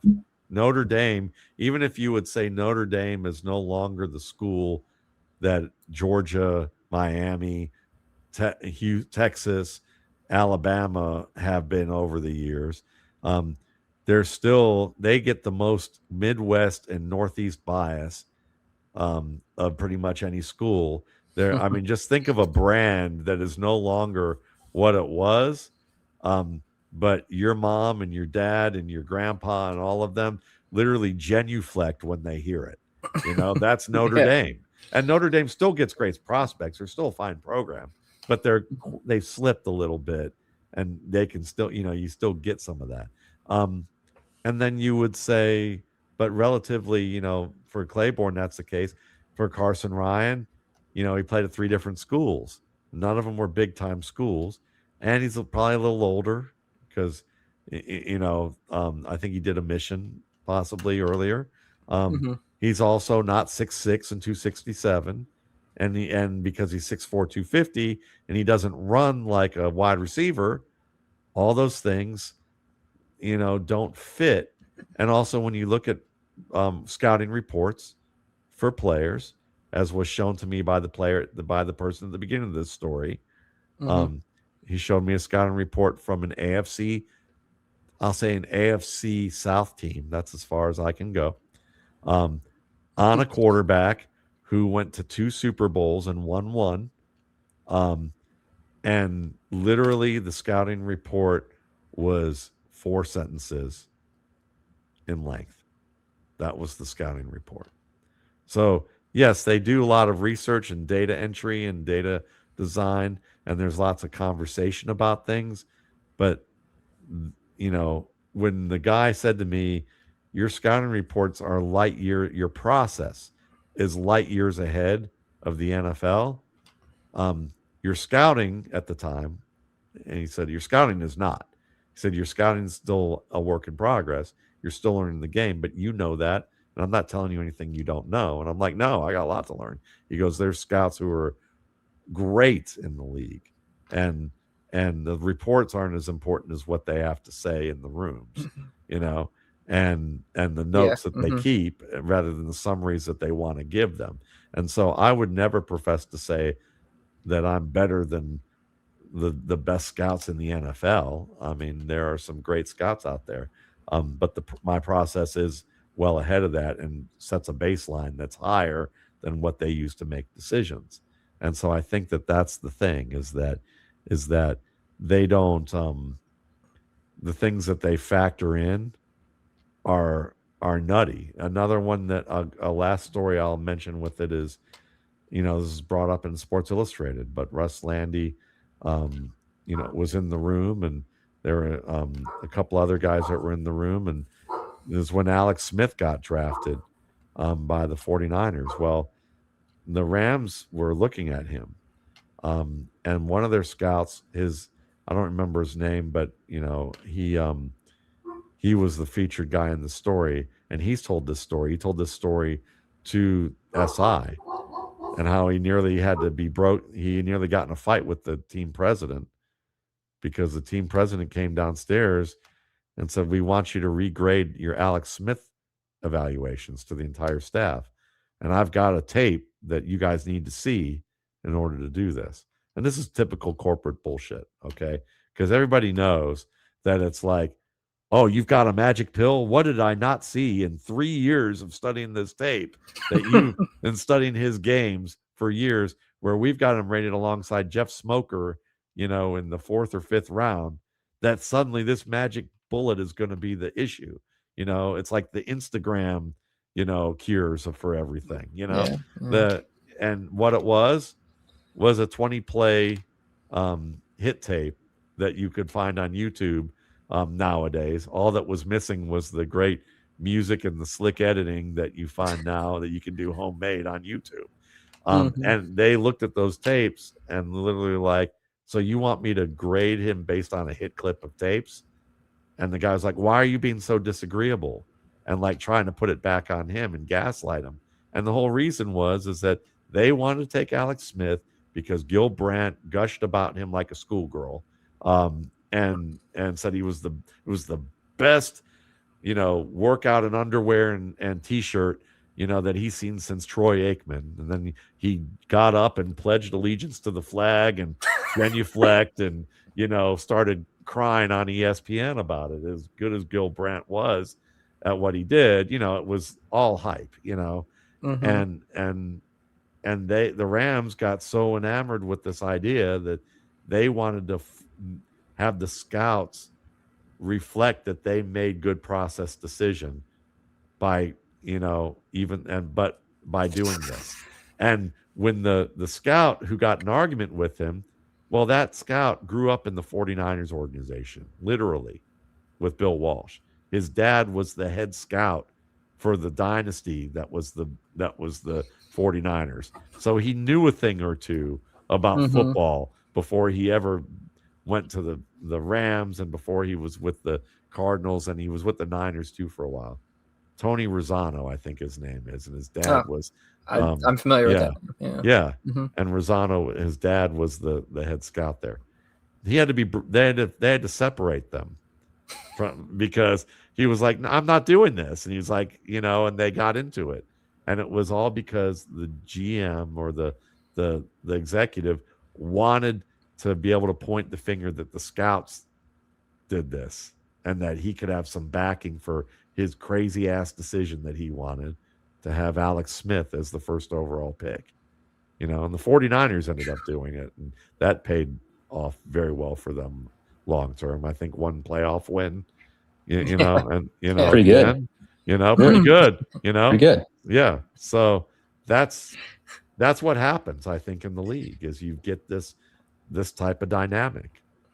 So it's people don't want to be wrong and they don't want to look stupid, and so they're not willing to push guys up who they may otherwise push up, which is it's pretty crazy. And also your story there made me think of the story that just came out this year, which was that Kyle Shanahan only watches like highlight tapes and drafts off of that, which I don't know how true that was, but that definitely came out, and it just made me think that, again, there are people like you, Matt, and other people who are working on processes that are just so far ahead of what these teams are doing, that, we have to think about that when they're selecting players too. We have to try to understand, we're never going to know exactly their process or anything like that. But when you get these snippets and understanding of like how they're going through it, Kyle Shanahan, if he's watching quarterbacks, probably gets more out of watching highlight tapes than a lot of people who are doing this in a much greater degree. When Dave Wanstead said, I watched 2 plays of Deion Lewis when I was at Pitt and immediately offered him a scholarship, I used to laugh and go, that's awful. But I also have watched, after I've done this for years, I've watched 2 plays from players and gone, I remember watching 2 plays of Patrick Mahomes that was on my TV while I was taping an LSU Texas Tech game. And it was a year before he came out. And I said, I got to shut this TV off because I am completely enamored with this player. And it's like literally like it's that 10,000 hours kind of imprint thing where you go, oh my God, if I don't stop this, I'm not gonna be able to put out an RSP in 2017 because I'm only going to want to watch this guy. I cannot wait to watch this guy play. But part of it is that you got to have you got to have a process because your intuition may be going off, but your intuition can be wrong. It can also be right, but you want to have backing. You want to play devil's advocate with yourself and have something clear so you can go, okay, let me test out all that. Because I remember watching Nick Chubb after his first game back from that terrible knee injury against North Carolina and going, he's the best running back in this class. And my second thought was, oh, fuck me. I'm going to have to say this when everyone is literally worshiping at the altar of Saquon Barkley. That's not something you're looking at going, I'm looking for as much truth as I can. So I'm not looking to go, ooh, I've got a hot, juicy take that's going to get me lots of viewers. I'm thinking I'm going to have to put up with people thinking I'm an idiot for the next year and a half to 3 years because I love me some Nick Chubb and I know that he's as good, if not slightly better than Saquon Barkley. And I'm going to have to deal with this all year. And I better make sure I've got my shit together with what I'm seeing. That's why you have process. But I also understand why someone who's been in the NFL that long, who freaking watched Emmitt Smith rip up his defenses, in practice or at Miami and watch what, those Miami backs could do when he was there, or whoever took 2 looks at a high school player and said, I see enough here that this guy's getting a scholarship, even though he's undersized and, he probably weighs less than my, high school age son right now. That I believe and agree with, but I also, but there are, Matt Millen going, who do I need? Who should we pick? And the nephew shouting out a name and him going, okay, rather than listening to his staff or, who's the Titans' old owner before he passed away, who when they had Jay Cutler, Matt Millen, and Vince Young, and on their table of who they were looking at, and the scouts and Jeff Fisher wanted Jay Cutler. Matt Leinert's former coach Norm Chow wanted Matt Leinart. And then the owner was like, "Oh, Bud Adams." Bud Adams just got kicked out of Houston, and was like, "Oh, screw that. We're taking Vince Young because I want to flip off everybody in the state of Texas and the city of Houston for making me leave and not willing to play ball with me for a stadium." You know, and that's literally what happened. Like literally, you know, those three voices were in the room, and you have that kind of stuff happen. So it's insane. And the biggest complaint I hear from scouts and people with scouting experience, it's the same common denominator. We do a year to 2 to even 3 years worth of work. They pay us to do all this process work. And in the 11th hour, they let the coaches either run roughshod over it and not without process. And we could have learned what they wanted from in the beginning so that we could work together and be less liable for making mistakes. New England Patriots with wide receivers, you know, every year. I mean, it literally bragged about Kills that. me. They bragged about that on the what's the name of the podcast with the Ringer podcast. They had this whole special with Dante Scarnecchia on, asking him, how do you guys get ready for the draft? Well, you know, after the season's over, which typically for us now has been January, in February. Bill has us look at the tape of all these players, and then we talk about, we have a short list of players, and we look through those players and we identify who we want. And then every year they fuck up what kind of wide receiver they get. And then all they do is pick slot receivers. That's for a while under the Belichick regime. They couldn't pick a wide receiver, even if they were shooting them in a barrel. They couldn't get one, and that was a problem for them. Well, don't you think that maybe if you had your coaches working with your scouts on what you need and what your offense needs, that maybe you would have more success rather than countermanding them at the last minute and then no one ever like really having a process to work together? This is the kind of stuff that we see over and over again in the league, and it's just it's just like all businesses, you know. Some businesses are better than others, and so unfortunately, scouts, they complain and go, love the idea of our job, but the reality of our job is that they ask us to data collect, they ask us to editorialize way too much on things we don't really know, like character and interviewing players and how we interview and how we glean information from that. And the ones who brag about it, like the former Bear Scouts Association, are, you know, who fed that awful article, you know, that was written about Caleb, that was like an example of journalism 101 of what not to do with how you source information. That kind of thing. You know, those scouts are like, well, that's how we did it at the post office for 30 years, you know? And it's like, so you have a range of guys like that. And the NFL's just, you know, there's a lot of dysfunctional units out there, and there's only a handful that are super functional. And even them would tell you that we still have a ways to go. So it's not that we're wrong; it's that they have terrible processes. That's what I like to hear, and I'm going to hold on to that. We're wrong too, but yeah, I'm totally kidding though. No, but I think that's great information to understand, you know, the mechanics of like what's going on, you know, from a top-down perspective, because it really does impact everything. All right, with that, we have taken up 3 hours of your time, Matt. So, you know, every time you come on here, we're just going to keep increasing the runtime, and we'll see if we can just piss you off one day. Well, you know, maybe you can't touch 4. Maybe in 10 years I can just we'll finish it, and I'll go. We'll have at the 10 years from now, I'll finish and go, well, you know, thanks again. Just want to let everybody know that I have officially retired, and we wish you all the best, you know, and this will be the last show I ever do, or last piece of content I ever do, you know, so we can go. We would love to be that platform for you, Matt. I was going to say, if you give us that, by all means. By all means. But seriously, thank you so much for your time. Hey, it's my pleasure, and I appreciate you. We talked so long. We got Jake in prison over here. I had to sit down. I was standing the entire time.